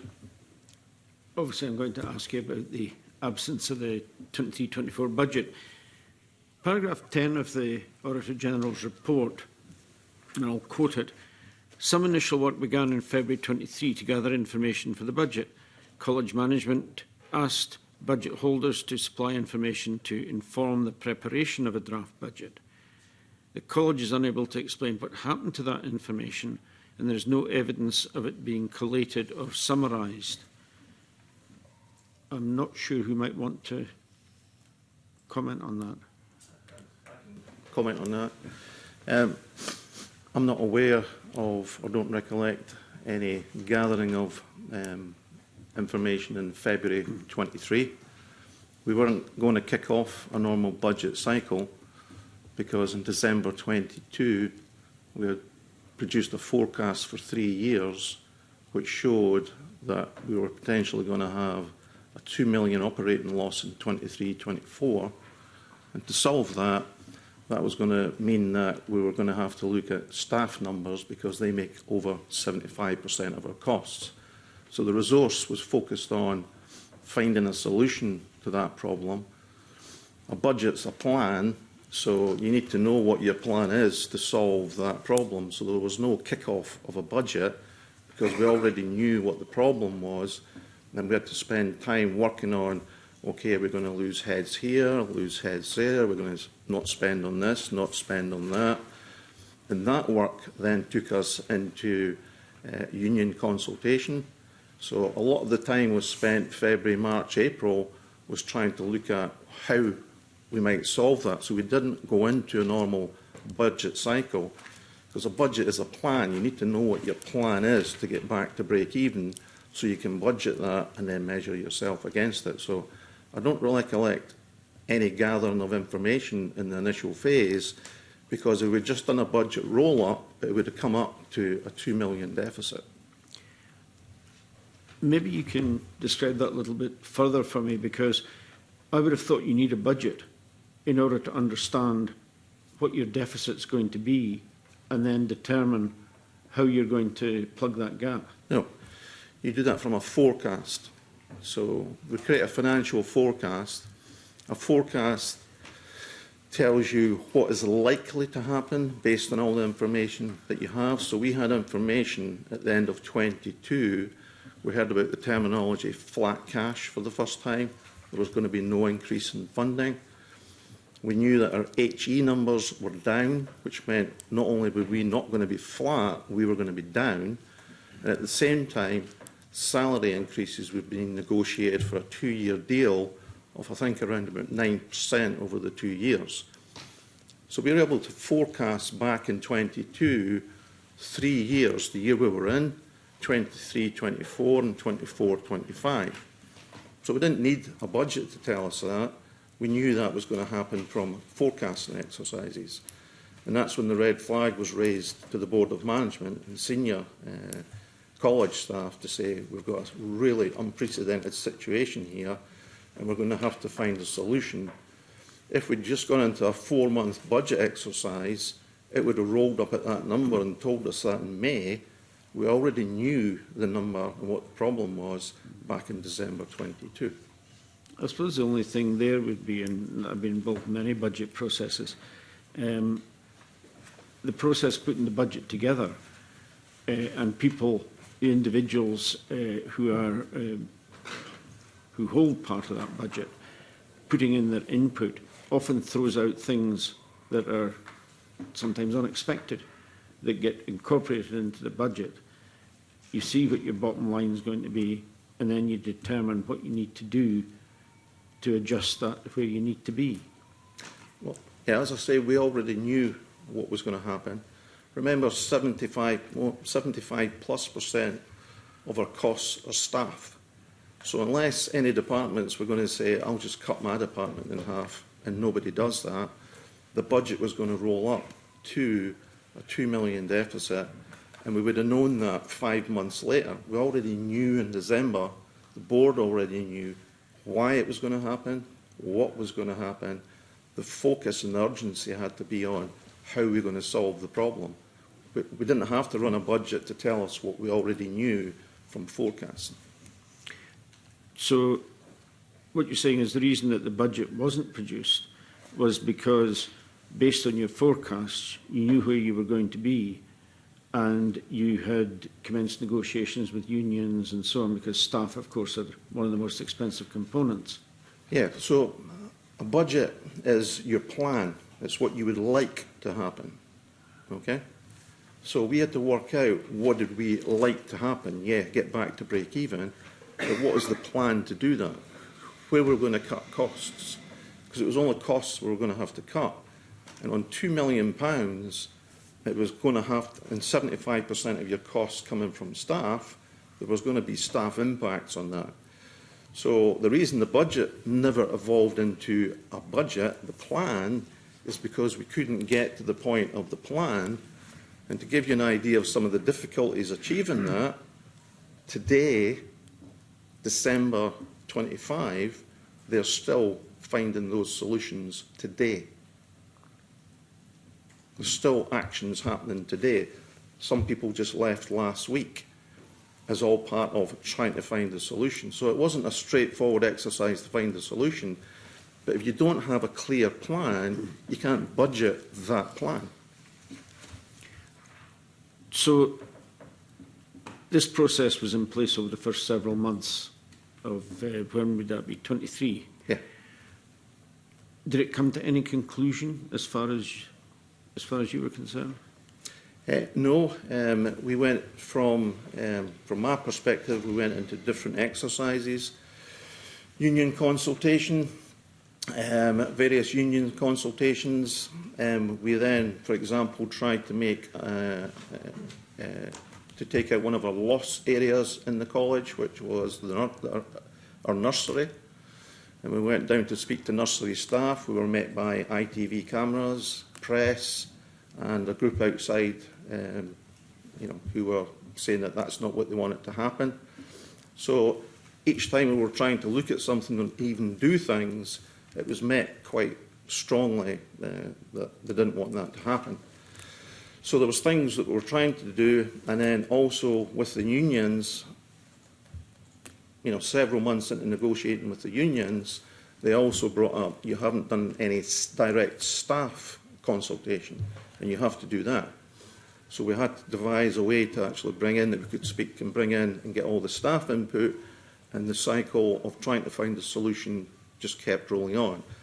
But the board, senior management, it wasn't just a forecast in December. Every quarter when we would meet the finance committee or the board, we revised that forecast. Is it still looking like a 2 million loss? Yes, it is.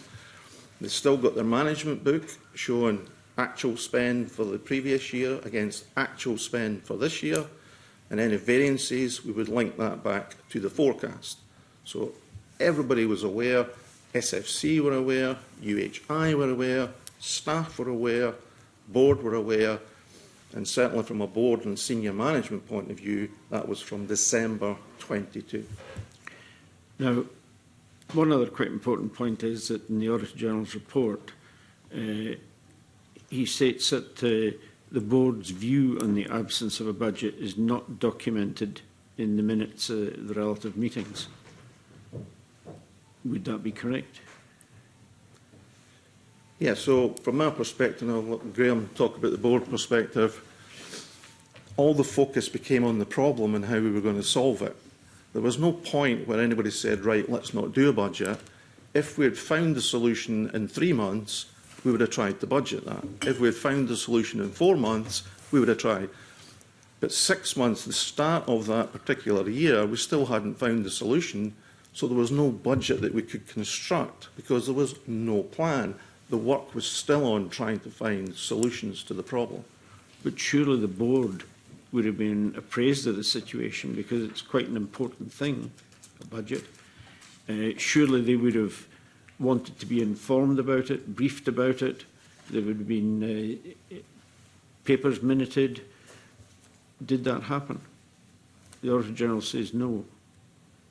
Again, I think the picture that Ian helpfully paints there is that from a board point of view, from December 2022, it was evident that in all normal descriptions of a business, UHI Perth was not a going concern. We had, we were faced with the likelihood of a £2 million deficit, which is what it turned out to be, broadly speaking, after the audit, with nowhere to go to get the money. We were running out of cash.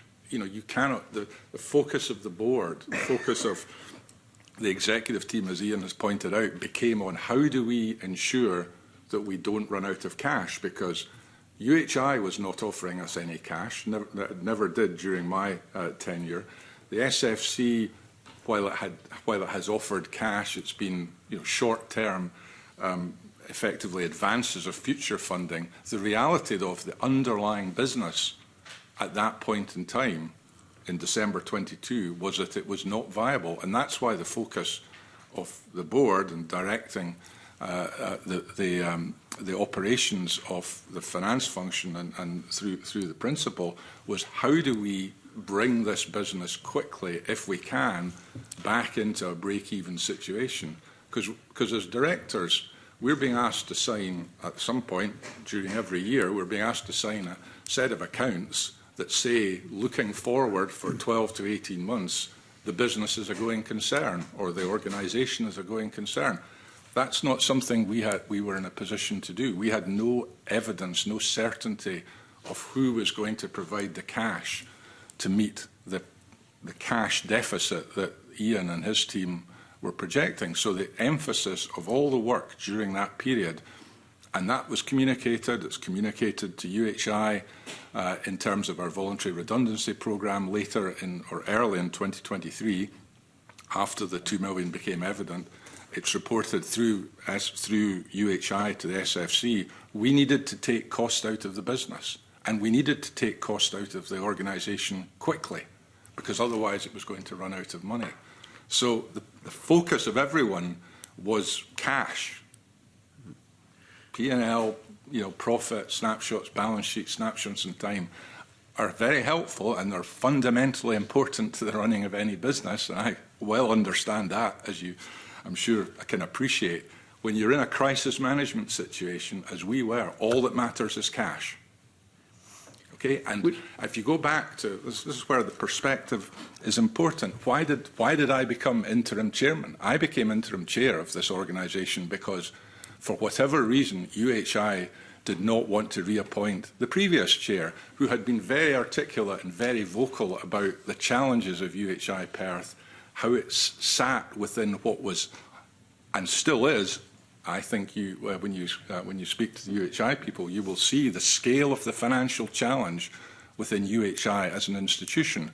And it is unfortunate, I think, and it's worth putting on record, and I've made this point when I was chair through the UHI channels. I think it is unfortunate that UHI, with all the influence and all the effective levers of control that it exercises as in its RSB status and as the recipient of higher education funding, does not and still does not produce consolidated accounts. You cannot see the scale of the challenge and the scale of the problem within UHI as an institution. UHI Perth was one element of that. Another area that I think it is really important for this committee to understand is that throughout this period, the two colleges that were most vocal in their challenge to UHI were UHI Inverness and UHI Perth. And through the course of the work that you're doing, it is perhaps worth trying to understand a little bit more about why the chairs of these two colleges, myself and the chair of UHI Inverness, both chose to resign. Looking at this from a governance point of view, from what you're saying, the board was aware of the difficulties. Mm-hmm. Did any of the board challenge the situation, challenge the fact that there was no budget? Absolutely. The board of UHI Perth was at that time a strong board, a diverse board from people with very different backgrounds, whether it be in education, whether it be in business, whether it be in commerce. And as, again, through the work that's been done on, I think you might, whether you've had sight of it, but we do, as an institution, we went through a regular cycle of corporate governance reviews by an independent organisation, as is required for publicly funded bodies. And if you look at the review of UHI Perth, you will see comments around the quality of the board, the quality of the leadership, the quality of the governance that was applied. So I think the evidence, if you're able to acquire the documented evidence, will support the contention that this board was a robust board, it was a challenging board, and it was seeking solutions. It wasn't just seeking to kind of pile pressure on the executive team, because they were under enormous pressure. And having announced in June, I think, of 2023 a redundancy programme, one of the things, again, that in an ideal world, yes, we would have said to Margaret and our team, go out and spend whatever money you need to spend to get the level of resource within the finance function that has been pointed out was probably not where it needed to be. In theory, that would have been a great thing to do. The reaction, of course, in practice of academic staff facing redundancy to suddenly, spending large sums of money on your professional services team is probably not something that is going to be particularly well received. So, again, the board is walking a tightrope throughout this period of time, making sure that governance is strong, making sure that we are not going to run out of cash, making sure that we have the evidence to support the actions that needed to be taken in terms of taking cost out of the business. And as Ian pointed out, when so much of your cost is staff, again, there are very few levers that you can pull. I wrote I don't think you've seen this evidence. I wrote to the chair of UHI and copied it to the chair of the SFC in December 2024, talking about the picture we were seeing at that time, looking forward. The same picture, deficits, no ability to fund our way forward, and made it clear. I made it clear that the board of UHI Perth did not want to go through compulsory redundancy process. However, critically, I asked the UHI to give us guidance. You know, they're the ones that the UHI hold the purse strings. They're in receipt of the funding. I asked them to give us guidance. Tell us, in order to fix this problem, where we need to take cost out of the business or we need to increase quickly revenues, tell us, in your discussions with SFC, tell us to make compulsory redundancies if that's what you want us to do. We don't agree that that's the solution, but tell us if that's what you want us to do. If that's not what you want us to do, then lend us money to cover the deficits. Alternatively, tell us to make a lower level of compulsory redundancies and lend us less money. Or finally, and this is the key one that Margaret alluded to at the very start of our session here today, is reduce the top slice that you retain. If the top slice, and you have to understand what the top slice is doing, what it's used for, and does it represent value for money to the students and staff of UHI Perth? That's what our board was challenged with doing, and that's why the previous chair, whose appointment was not renewed, and why I, as chair, were also focused on how do we work towards getting UHI fixed, is it possible, so that the top slice can be reduced. Because if the top slice was not at the level that Margaret said it was at, we wouldn't have had a £2 million deficit. So we wouldn't have been in this position of crisis management and worried about running out of cash.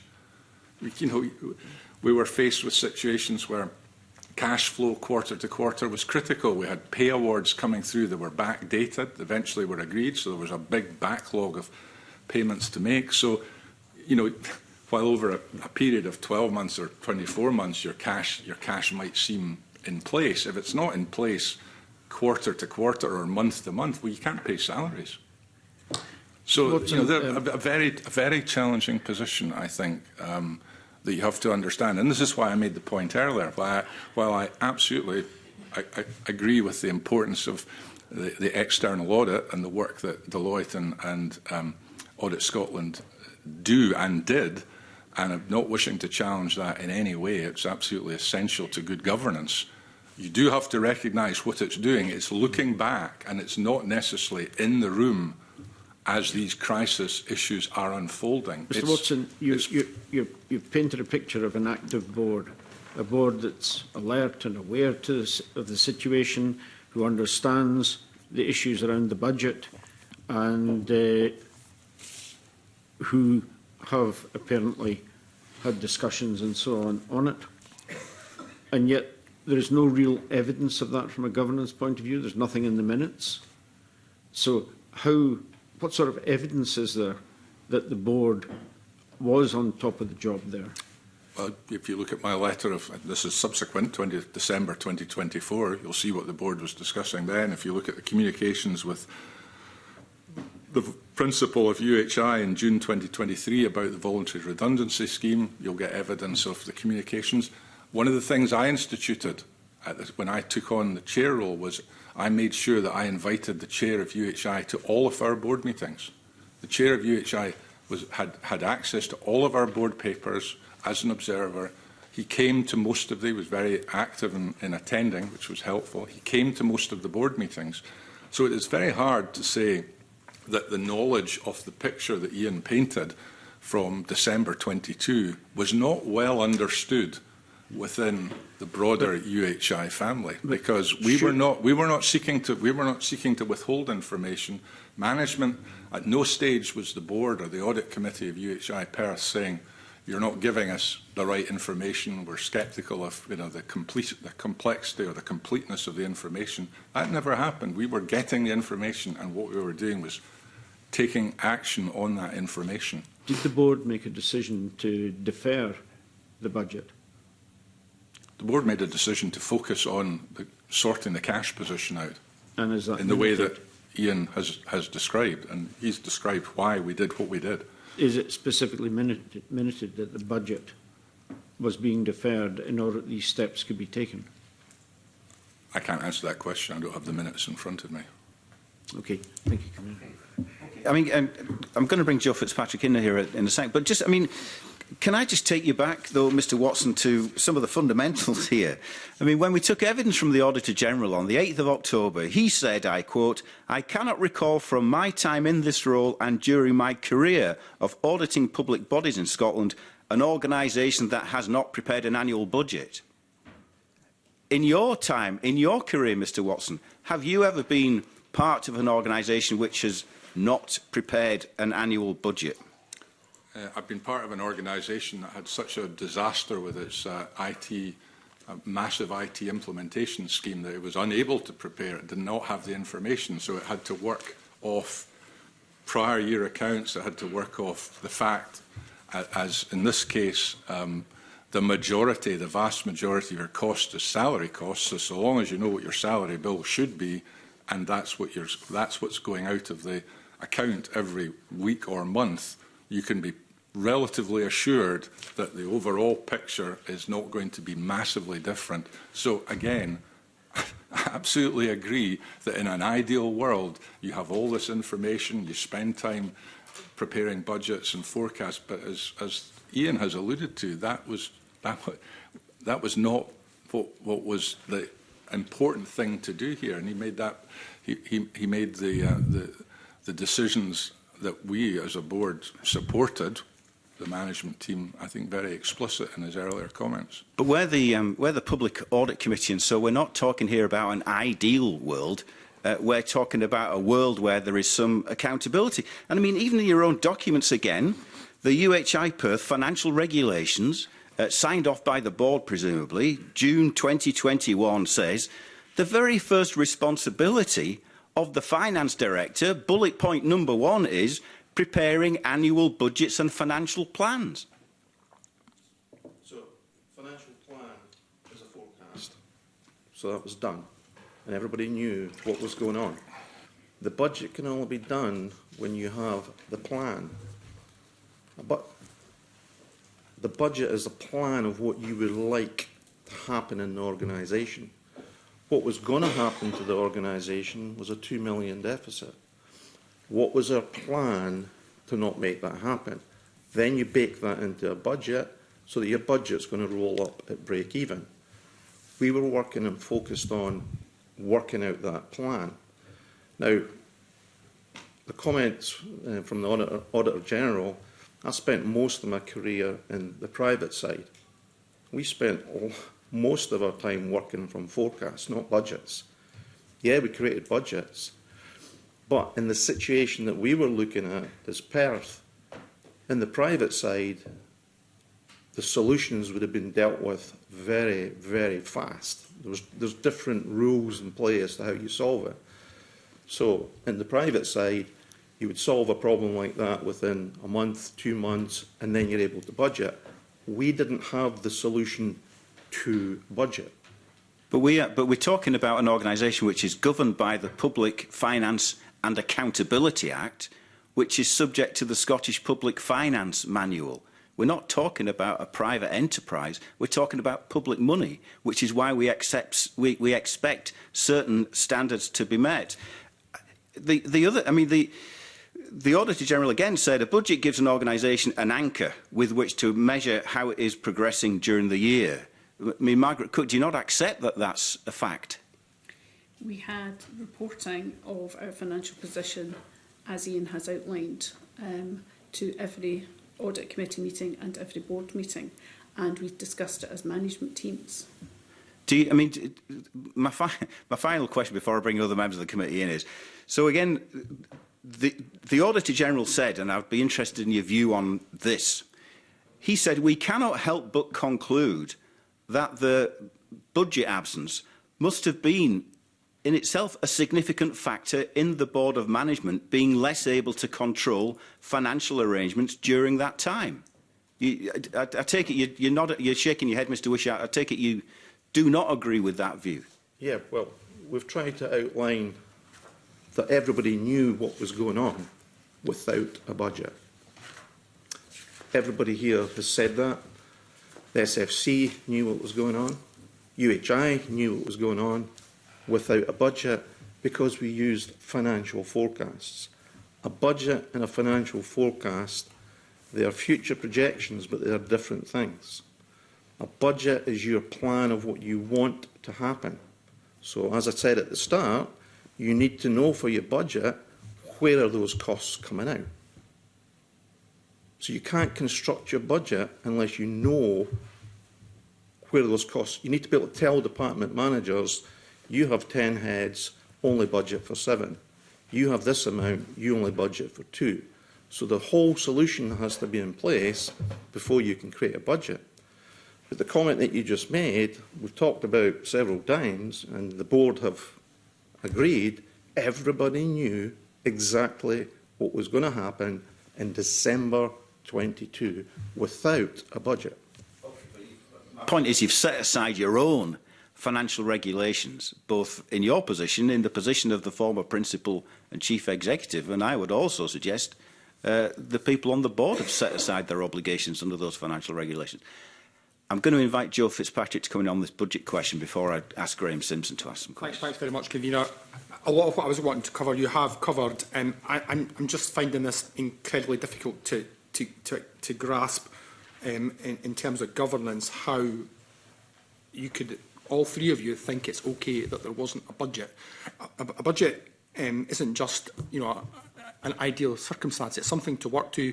And, if that budget, and it's about transparency, if that budget had been clear that here's what we're going to do to try and reduce the deficit, we still think there's going to be this deficit, at least that transparency would have been there. At least you'd been working to something that, and it had been in line with the financial regulations that you're covered by. The idea that nobody in the board thought there was anything wrong, that a budget, is that honestly what happened? Nobody said, wait a minute, we've not done the budget. Is that really?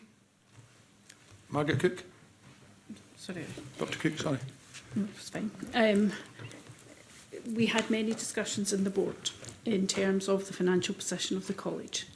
And I think the crux of this is, and presumably we wouldn't be here if it wasn't that there wasn't a budget.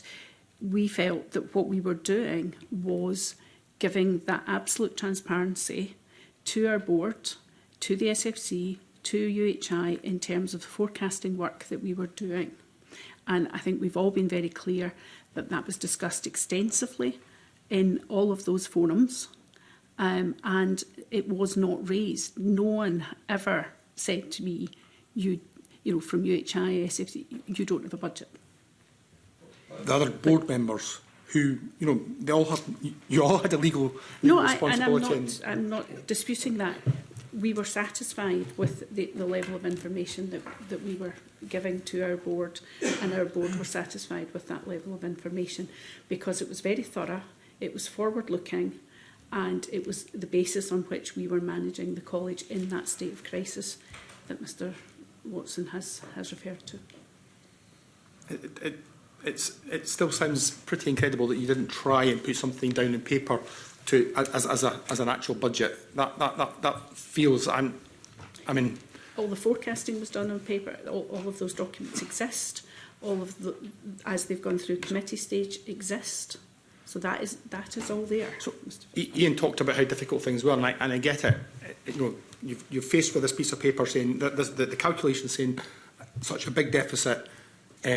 Not to put that down and create a budget that tries to reduce that is incredible. You talked, Ian, about we've got to consult. Surely that should have been started in 2022 when you started realising this deficit was there. And I guess that's when you should have been starting to prepare the budget in order to square it. Again, we're slightly talking in semantics here. The board, UHI, the SFC, we knew that we were running out of cash.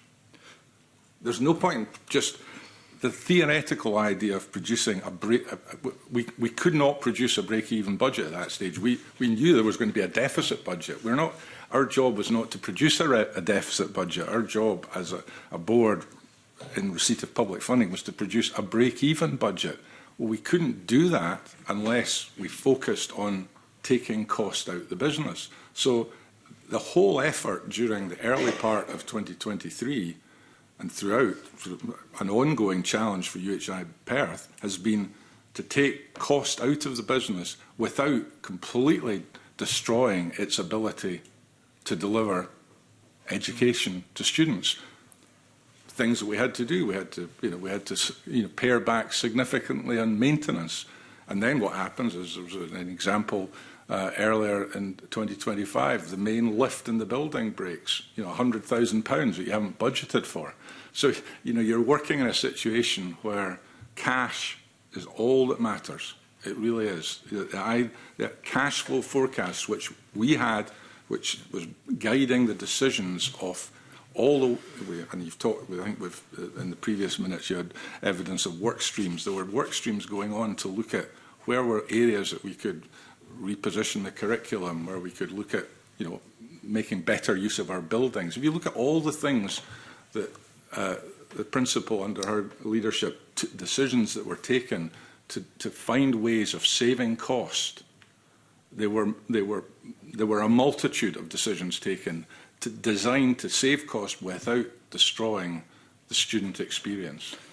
And so, that's not a great place to be in. I admit that. And if you think if anyone in this committee thinks it is an exciting job to be asked to take on the chair of a college on a completely voluntary basis, when all your levers of control virtually are you don't have them, and you're faced with running out of money, that's not a great job advert. I'll make that clear. But we as a board exercised our responsibilities as diligently as we could, and we did deliver an outturn eventually, and the responsibility for the delayed audit, I would say, was not wholly attributable to the management. It doesn't come through particularly clearly in your previous evidence session, but there is plenty of correspondence around the shared responsibility for the delay in the 2023-24 audit. But it produces a clean audit opinion that says what you've done, what the outturn, was broadly what you said it was going to be, with the cost savings. Because obviously, when you go through a big cost saving program and 75% of your costs are staff, you have upfront cost designed to reduce cost in the longer term. So, you're taking decisions again that we have to spend more money to ultimately be able to save money in a way that continues to deliver a student experience in Perth. Convener, I don't think any of us have been suggesting this is easy to do, but I think Mr Watson has articulated why a budget would have been so important. Thank you very much indeed. Graham Simpson has got some questions as well. Graham. Thanks very much. I'm going to follow up on this with yourself, Mr Watson, because board papers showed that members discussed the possibility of agreeing a deficit budget. And UHI said that was an option. They would discuss it with the SFC. So did that happen?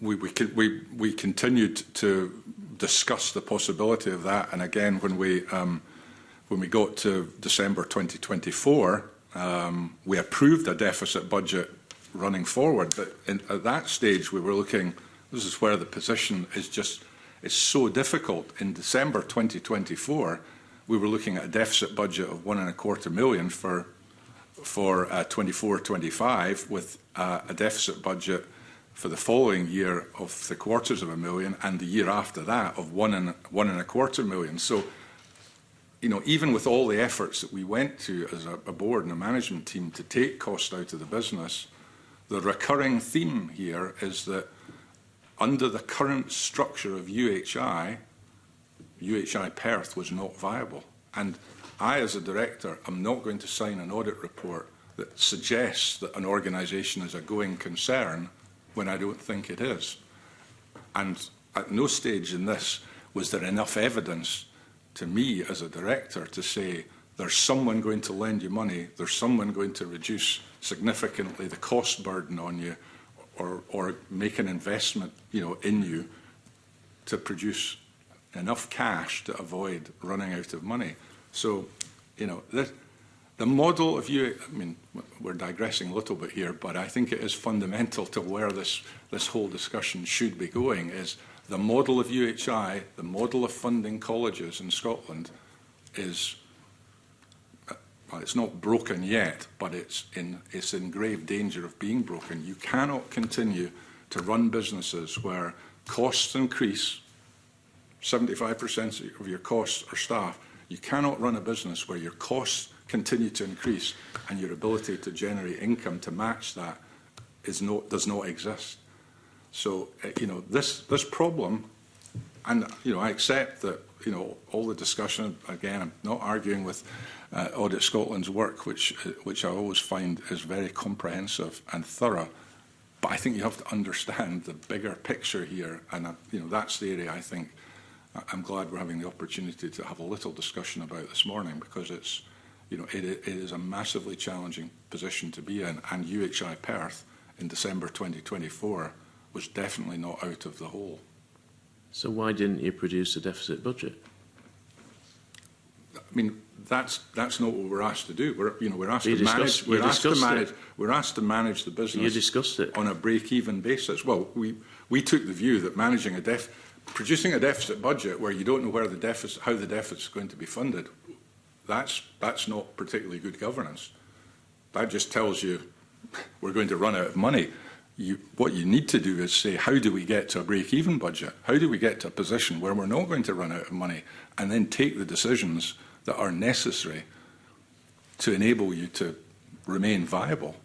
And that's what UHI Perth has tried to do throughout this period with, you know, Margaret, I'm sure will have the detailed numbers. Significant costs were taken out of the business, but still not enough. And part of the reason for that is what Margaret said at the start, this top slice that goes to UHI, which UHI Perth has no ability to negotiate. UHI Perth has no ability to negotiate, is massively problematic. And there's correspondence between other colleges within UHI and UHI around the same subject. This is not a UHI Perth alone problem. This is a structural problem of that institution, which currently is certainly when I decided to resign, was in discussions with the SFC about how do you fix the position running forward, because as an institution, without doing something dramatic, it was not going to be viable longer term. I've got to say, you know, this college, it's not the only college that is facing financial difficulties. And this committee has heard compelling evidence from the sector about the state of the college sector in Scotland. So Perth is not the only college that's faced these challenges, but every other college manages to produce a budget. But, you know, we've had evidence from Colleges Scotland outlining the position going forward, stating that, you know, if there's a flat cash settlement, for example, a number of colleges could go under. The college sector is in a dire state. This isn't the only college that's having problems, but you're the only college that somehow managed not to produce a budget. So what I'm trying to get at is why were you unique in not being able to produce a budget when every other college, with all their challenges, has managed? We produce cash flow forecasts. Ian has already gone through what we did and how we were transparent and how we knew the position. We knew the severity of the position. I don't think every other college in Scotland has a top slice to pay, so its situation is probably a little different from Perth's. But, you know, the evidence around the board that was, you know, the audit committee, the finance committee, the board, the attendance at every board meeting of the UHI chair, at no stage did anyone, any of these directors, any of these external observers say, you're not doing the right things, you're not prioritising the right things, which are, you have a cash flow forecast that shows effectively you're going to run out of money. You need to fix that. And that's what we were focused as a board on, trying to give the management team, the challenge and the support to come up with plans to try and address what was a terminal position. So you, Mr Watson, and you, Dr Cook, you've both outlined what you see as the perceived problems with the funding arrangement for Perth College. Has that changed in the, since you left, or is it still the same? If it is still the same, how do you fix it? Certainly, I was in post for 8 years, and there were a number of iterations of changes proposed as we went through that period of time. And each and every one of those failed in terms of the changes that are made. There is a lot of acceptance within UHI that change is absolutely necessary because of the sustainability issues that Graham outlines. But the reality is that in trying to change that, as in all change situations, there are winners and losers. And you're sitting with a number of independent bodies round a table, voluntarily, potentially giving up certain things for their own communities and their own students. And that's a very, very difficult position to be in. So huge amounts of work have been done by all the institutions of UHI to try and make those changes, and they have come to nothing. I cannot comment on what has happened since I left. I've not kept in touch with what is going on, but certainly I personally and my team and the teams across the partnership have done huge amounts of work over the years to try and get to a position which is sustainable for all the institutions. Discussions of a single institution as opposed to the independent institutions that we all are. There have been many discussions on that. There have been discussions on shared services. I led the discussions on shared services. So there has been a huge amount of work, but it has not reached a conclusion which would make UHI more sustainable.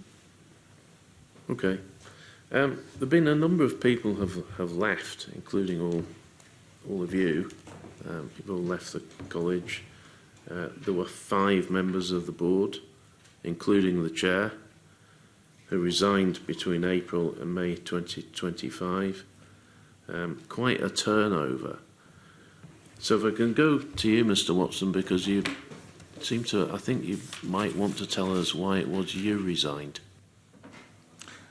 Yeah, I'm happy to do that, very, very happy to do that. And part of it goes back to the prior chair, because I think, as I found out, the reasons why ultimately he was not reappointed, were very similar, which was around the relationship that existed between UHI Perth and UHI. I personally felt at that point had got to a stage where, as chair, with the responsibilities of chairing the organisation, there was, I was really, completely constrained by what could be done by UHI Perth, by UHI. So there is no point in chairing an organisation where the real influence, the real power is somewhere else, which was in UHI. And the work that's been going on to try and fix UHI and the control that UHI is seeking, was at that time seeking to have over the colleges, was indicative of that, despite the Minister previously having articulated in a letter to the principals that it was something, the future of UHI should be guided by the colleges in discussion with UHI. What actually was happening was the reverse. It was UHI, and again, you might want to explore why the chair of UHI Inverness also resigned earlier than I did. It's around, eventually, if you're chairing an organisation, you want to feel that you actually have the levers and ability to chair in an effective manner, and I've obviously didn't feel that at the time. So I took the view that I, had enough was enough. Again, as I said before, I'm a volunteer. I'm not doing this. I'm not doing this because someone's paying me large sums of money. So it gets to the point eventually where you say my reputation, the integrity that I hold, and as I said earlier, if you look at the review of our governance that was carried out independently, you'll see the comments about the leadership of the organisation. I'm not going to have my integrity and reputation damaged any further than I thought it was being damaged at that particular juncture. And I can't speak for other directors, but I assume some of the other directors who resigned must have felt similarly. So you felt, if I can summarise that, you felt that UHI exerted too much control over UHI Perth, and you wanted a bit more freedom, shall we put it that way? I was very disappointed. Sorry, just to answer that for you, Mr. Simpson. I was very disappointed that, having written to them in very explicit terms in December 2024 to the chair of UHI, copied it to the chair of the SFC, saying we were supportive of the work of the principal in delivering the recovery plan. The cash position of UHI Perth has been supported recently by £1.5 million of long-term interest-free liquidity funding from the SFC. It is unlikely that any of the substantive recommendations to be contained in the recovery plan will provide a quick fix to the continued deficits currently projected, especially given the scale of risk surrounding the budget and outer two-year projections. Accordingly, in the view of the UHI Perth board, who at that point had their hands so firmly tied behind their back they couldn't do anything, accordingly, in the view of the UHI Perth board, it is inevitable that UHI Perth will require some form of additional short to medium-term support from the SFC to remain solvent and a going concern. To complete the recovery plan, the board therefore requests that the RSB, UHI, urgently seeks direction from the SFC on support options for UHI Perth. We outlined then some options that might exist. There was no formal reply to that letter other than to say, we can't give you any direction from UHI, and there was nothing from the SFC. So you're left in a position where you've set out the position, you've set out the problems that are all well understood by the board of UHI Perth. You've asked for help, you've asked for, we need to fix the fact that we're insolvent, about to be, and no one steps in to give us assistance. Well, with all due respect, I'm not going to stay on as chair of an organisation in that sort of situation. The situation is too bleak. Now, I'm sure the SFC will find ways of continuing to, as it did at that time, to give some additional liquidity funding, but that was really just moving money from perhaps a future pot to give you it today to help out. It's not, that was not going to fix the root cause problem.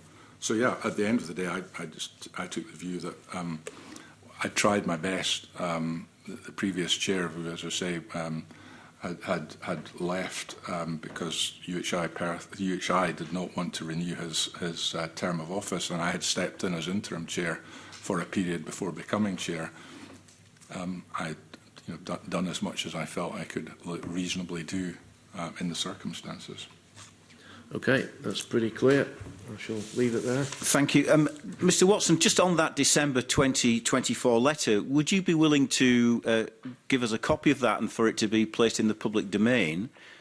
Secondly, was that a letter that you wrote on behalf of the whole board, or was it a personal letter? Further to the UHI Perth board meeting held 2 days earlier, which you attended as an observer, the chair of UHI Perth, I wanted to confirm the board's position on its forward financial outlook. Thank you. That's helpful. Before I sent the letter, it was in draft form. The secretary made sure that the board was comfortable with it. Thank you. And I'm happy to put it on record. That's very helpful. And so my last related question to that is, then why did it take you 6 months to resign if that was such a critical it didn't take me 6 months, Chair. I think it took me till about the April, the April 2025. I wrote the letter in December 2024. Okay. There was, threat of resignation is, you can't continue to say, if you don't do this, I'm going to resign and not do it. Sure. So, and we haven't touched on it yet because, there's history of why I was the only, kind of the one that was put forward. I was also, as it happened, and which was difficult, as you've covered in your previous evidence session, I was also chair of AST. Without belabouring that point, there's a classic example of some of the challenges we faced. AST, a fantastic little business in Perth and Scone, tremendous history, a fantastic market opportunity out in front of it in terms of training aircraft mechanics, didn't have any cash. There's reasons why it was running out of cash that were were fixable. UHI Perth, as its owner, was not allowed to invest in its subsidiary. So that business, and I kept saying to UHI, we should really look at how we can sort this business out, because it's a great little business. There was no support for that. So I was managing, not only was I trying to deal with the UHI issues, UHI Perth issues, and helping UHI with its plans or its attempts to plan a future strategy for UHI, I was also volunteering to help AST, and that all became quite difficult. And AST was a tragedy, as I say, because it should not have been allowed to go. But UHI Perth was not allowed to, under the regulations, to invest in it. So I resigned from UHI Perth, but I was the UHI Perth representative on the board of AST, and I did say at the time of my resignation from UHI Perth that I was willing to stay on as the chair of as the chair of AST, because it was heading towards an insolvency process. If that's what was the wish of UHI Perth or UHI, I never received any response to that suggestion, and therefore I also resigned from AST. Okay, well, Mr Watson, you may not know it, but that's neatly teed up the Deputy Convener, who's got some questions on AST as well as some broader questions, which I'm sure he'll want to put not just to you, Mr Watson, but to Dr Cook and Mr Wishart too. Thank you, Convener. Good morning, just about. Yes, you have actually just answered my question. I don't think actually there's much more to add. I think the problem is clear about what happened at AST. It had a future in a market that's booming and growing in Scotland and across the world, that should have been supported by as many parts of the public sector as possible, but due to its structural arrangements was simply unable to stay solvent. I mean, that's my summarisation of it. And Dr Cook can comment on this. We did, towards the end, we were trying to find solutions within Scotland, with Ayrshire as an example, and through political channels, and none of these. And again, you're working in very tight timescales here, because the position was not great. And it was just, AST was, again, it was being managed on a knife edge because there was no ability to invest in it. So it was a tragedy. We were looking at foreign partners. Again, if you go back to, this is where the UHI model was in my mind, had flaws. AST spent, at no charge to AST spent a considerable amount of senior management time on trying to help UHI Murray with the growth deal that was designed to produce a big partnership with Boeing up in Murray, because we all believed in that as a part of the UHI model. For whatever reason, UHI eventually pulled the plug on that deal, partly because of things that were going on within Boeing. And AST, having spent tens of thousands of pounds of unpaid senior management time on that to help it at the cost of being unable to run the day-to-day business, if you will, we received no recompense at all for that. So, again, it's just an example of how I felt throughout this period, that on critical issues, UHI Perth, AST is the same, was being left largely on its own. Okay. One of the things this committee has looked at a lot, actually, is the diversification of the college sector and its involvement in private or quasi-private companies or entities as a means of both supporting business and skills in local communities, but also as a method of generating revenue, essentially.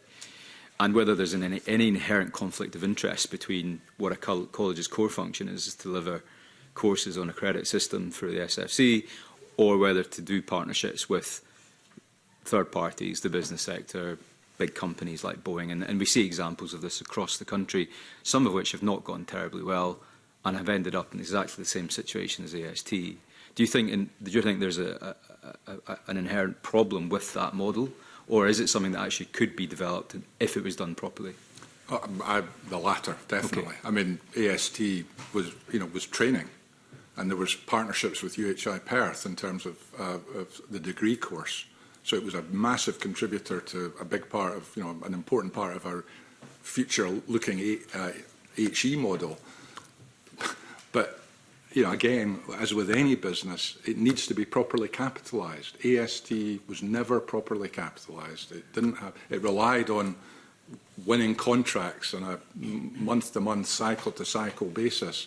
And if you had, blips in terms of your business development and didn't win a new contract, there was no one else providing cash. So if you capitalise the business properly, if you set it up properly with the right management and with the right synergies to your college, it should be an enormously productive and profitable partnership in the same way that colleges and industry are at the heart of generating economic growth in Scotland. It's a vital collaboration, it's a vital partnership. So, that's why, as I say, I was really disappointed that AST was allowed to shut, because there was opportunity to save it.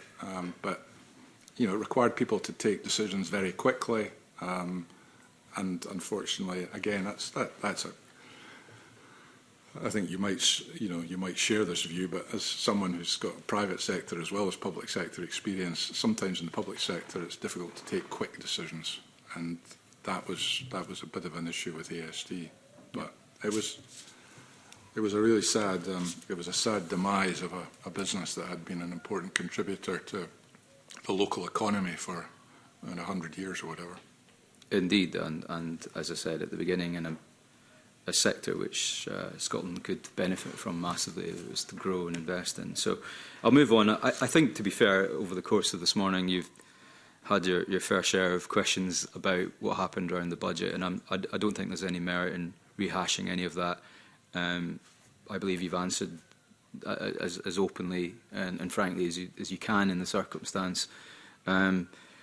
Whether or not I see appropriate levels of contrition, I'm not 100% convinced yet, but I understand the circumstances you've been in. I also understand the circumstances of the college financially and the wider sector, all of which I believe are mitigating factors, perhaps, towards what happened and the need for a Section 22 report. But nonetheless, it is very unusual for Audit Scotland to produce a report of this nature. It's quite a short report, and I guess, and I don't mean this in any combative way, Dr. Cook, but at the beginning you were asked a very straightforward question, is if you accepted the content of the report. There's only 41 paragraphs, 9 pages. It's not the biggest report we've done at committee.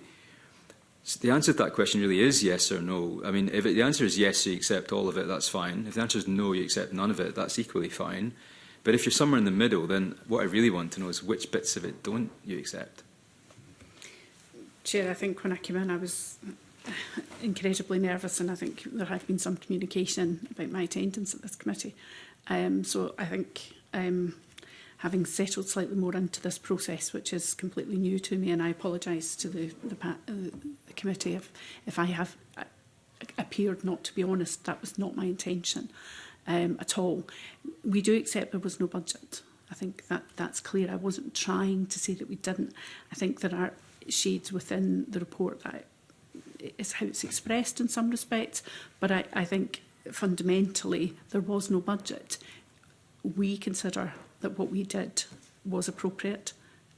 If that is not the case, I can only apologise as the accountable officer that that was not the case. And as I say, I apologise for my uncertainty in this environment when I came in. So no, and can I just say, I'm not reflecting on anything that was said at the beginning of the. I'm just reflecting on the fact that you know, for whatever reason, you couldn't genuinely accept the 41 paragraphs in it. And I guess I was just trying to unearth a little bit as to which elements of the report you felt maybe didn't reflect the true nature of what happened and what was going on. And I think over the course of this morning, you have actually listed quite a lot of the background that isn't in the report, quite frankly, and that's no disrespect to the Auditor General either. So, and also I should say, I mean, we often have reports of this nature across quite a wide range of sectors and public sector bodies, and have invited former members of staff and board chairs to appear, and they haven't. So I think it's the fact that you're here, you know, speaks volumes as well. So I'd like to thank you for that. I think, however, though, there's just one or two unanswered questions, and that's the issue around signing off the audit, signing off the accounts, and presumably what would have been the signing off of a budget had it been produced. Mr Watson, you said that you as a director could not and would not sign off UHI Perth as a going concern because at the time it simply wasn't. Did you sign off the accounts in that financial year, though, for the audit purposes? Because there's a bit of a conflict. No, the 23-24 accounts I did not, you did not. as Okay. chair, because, and part of that was the whole going concern issue. The other part was something that accountants would call a material post-balance sheet event. In other words, we knew the AST was in difficult circumstances, so it would have been, I think, misleading to have signed a set of accounts that did not allow time to, because we knew that the AST situation was likely to reach a conclusion fairly quickly. Was it going to be rescued, or was it going to have to fold? So my view was, I'm not going to sign a set of accounts for UHI Perth with such a material uncertainty unresolved, that I knew that within a period, I mean, we were so late in signing these accounts anyway for a whole host of reasons.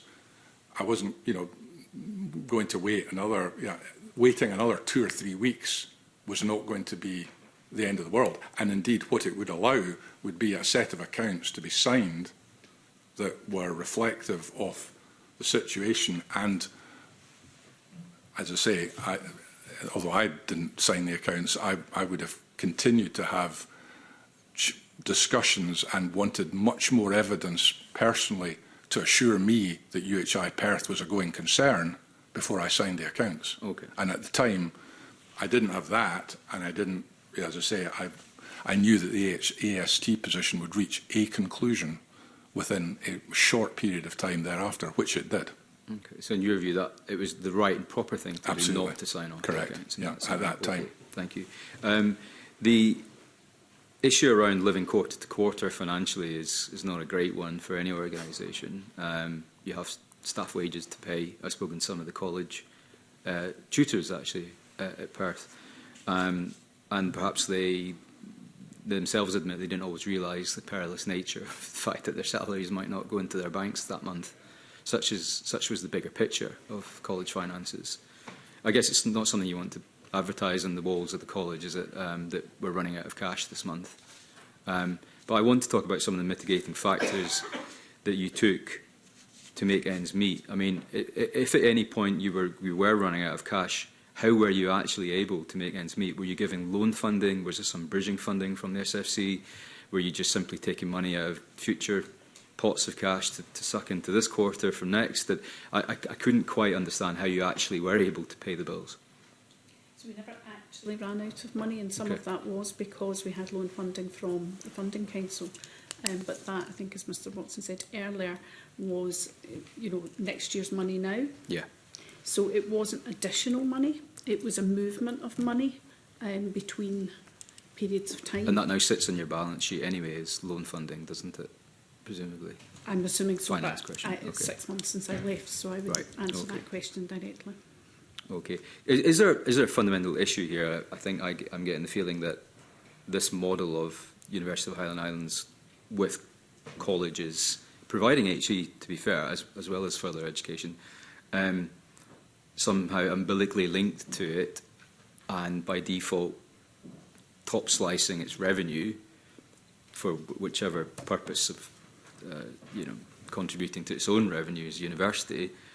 Does that model work?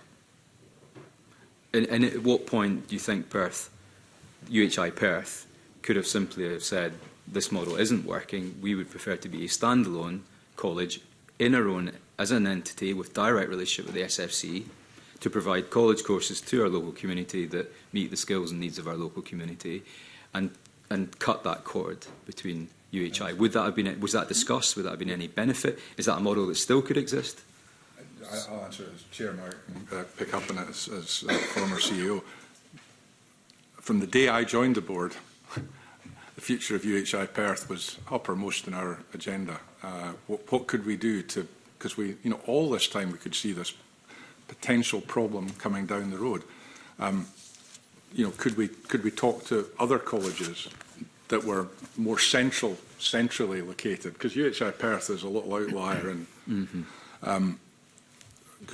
were there other merger opportunities that we were always, and this was partly perhaps the reason why the previous chair was no longer in post. There was a lack of desire on the part of UHI, and there seemed to be a lack of desire on the part of SFC to allow discussions to happen out with the confines of UHI as a, how can you fix UHI as is?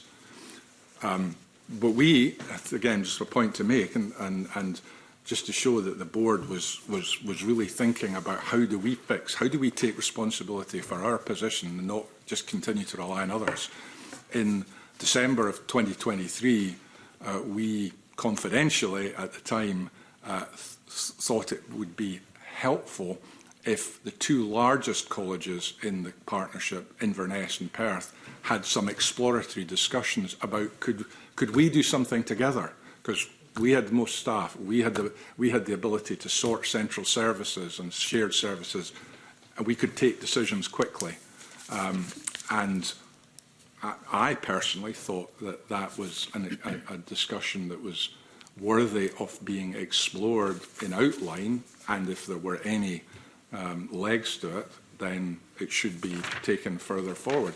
Again, as these discussions unfolded, well, and something I think personally I would like to hear from the former chair of UHI Inverness, because he was quite forthright in his views, but he chose, he resigned for whatever reason, and we weren't able to, in the context of what we thought was going to be, and I don't have the exact reference here, but the letter that was sent by the minister at the time articulating that it was really up to the colleges to fix this in discussion with UHI, and I'm slightly paraphrasing, but it seemed that the way he phrased that letter was colleges take responsibility and involve UHI.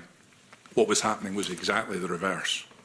And UHI was getting to the point of saying, because we went through, months and months of work to try and figure out, was there a new model for UHI? And I was part of a working group on that with UHI and with other colleagues from the partnerships. Eventually, rather than producing a full options appraisal, the decision was taken by UHI, no, this is the way we're going. This is the future direction. And I don't know where that discussion now rests, but it was it would have been a fundamental change to the structure. Now, as a board, UHI Perth board always has to consider what's in the best interest of UHI Perth. That's its primary responsibility. And it's not always going to be the case, I don't think, that as an independent board or semi-independent board, given the control that UHI was effectively exerting, it doesn't necessarily follow that what's in the interest of UHI as a central body or the UHI partnership is necessarily in the best interest of UHI Perth. But we never quite got to the point of, in my tenure, of being able to reach a landing on that one. But it was interesting that both UHI Inverness and UHI Perth thought it was worthwhile trying to be the architects of at least getting some action, because, as Dr. Cook has said, there are reports going back years and years about, you need to fix UHI. People have looked at it, there's been reports, and it is difficult. There's a lot of different agendas, there are a lot of different interests at play there.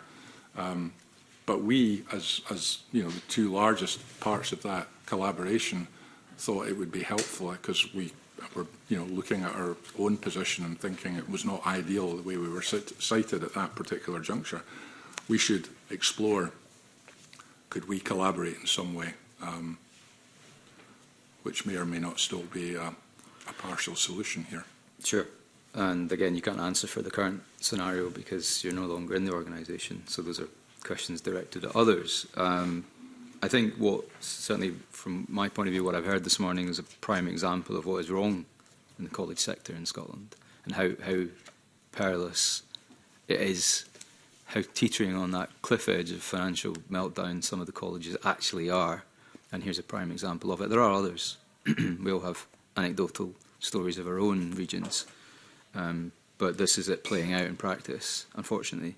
I would say if the Scottish Government are considering transformation of the model or the role of colleges in the skills sector and in educating Scotland's young people, I think certainly if there any such transformation would benefit from the sort of feedback we've had from yourselves, particularly Mr Watson this morning, given your industry experience. So I hope that's something you would consider if ever asked. Or absolutely, and just to be clear, as a board, during my tenure, I mean, we were hugely. I mean, I don't think any of us would have accepted the invitation to join the board of UHI Perth in a voluntary capacity if we didn't believe in the model. You know, I had had experience, as I said earlier at the outset, 8 years on the court of Heriot-Watt University. So as I was a passionate advocate of the importance of education, educating young people in Scotland, and colleges have a remarkable position to do that if they're properly set up and properly funded. You have to fund it properly. And the current model is, as you've said, is definitely creaking, and Colleges Scotland have been on record, you know, on a number of occasions about saying that, but at the moment we're still not grappling the challenge. And, you know, as you see the world out there unfolding at, you know, a massively rapid rate of knots. I'm just back from San Francisco where my younger daughter lives. It's frightening, the pace of change. And we're doing a lot of good things in Scotland, but we have to get the college model right, because working with industry, you know, in the same way that in the university model, the importance of graduate apprenticeships, that's a fantastic model there to build on in the university sector. But in the college sector, we have to continue to invest in it, because it's vital to equipping young people with the skills that are going to be necessary in what is, you know, an increasingly competitive world out there. I think I'll end on that note. Thank you.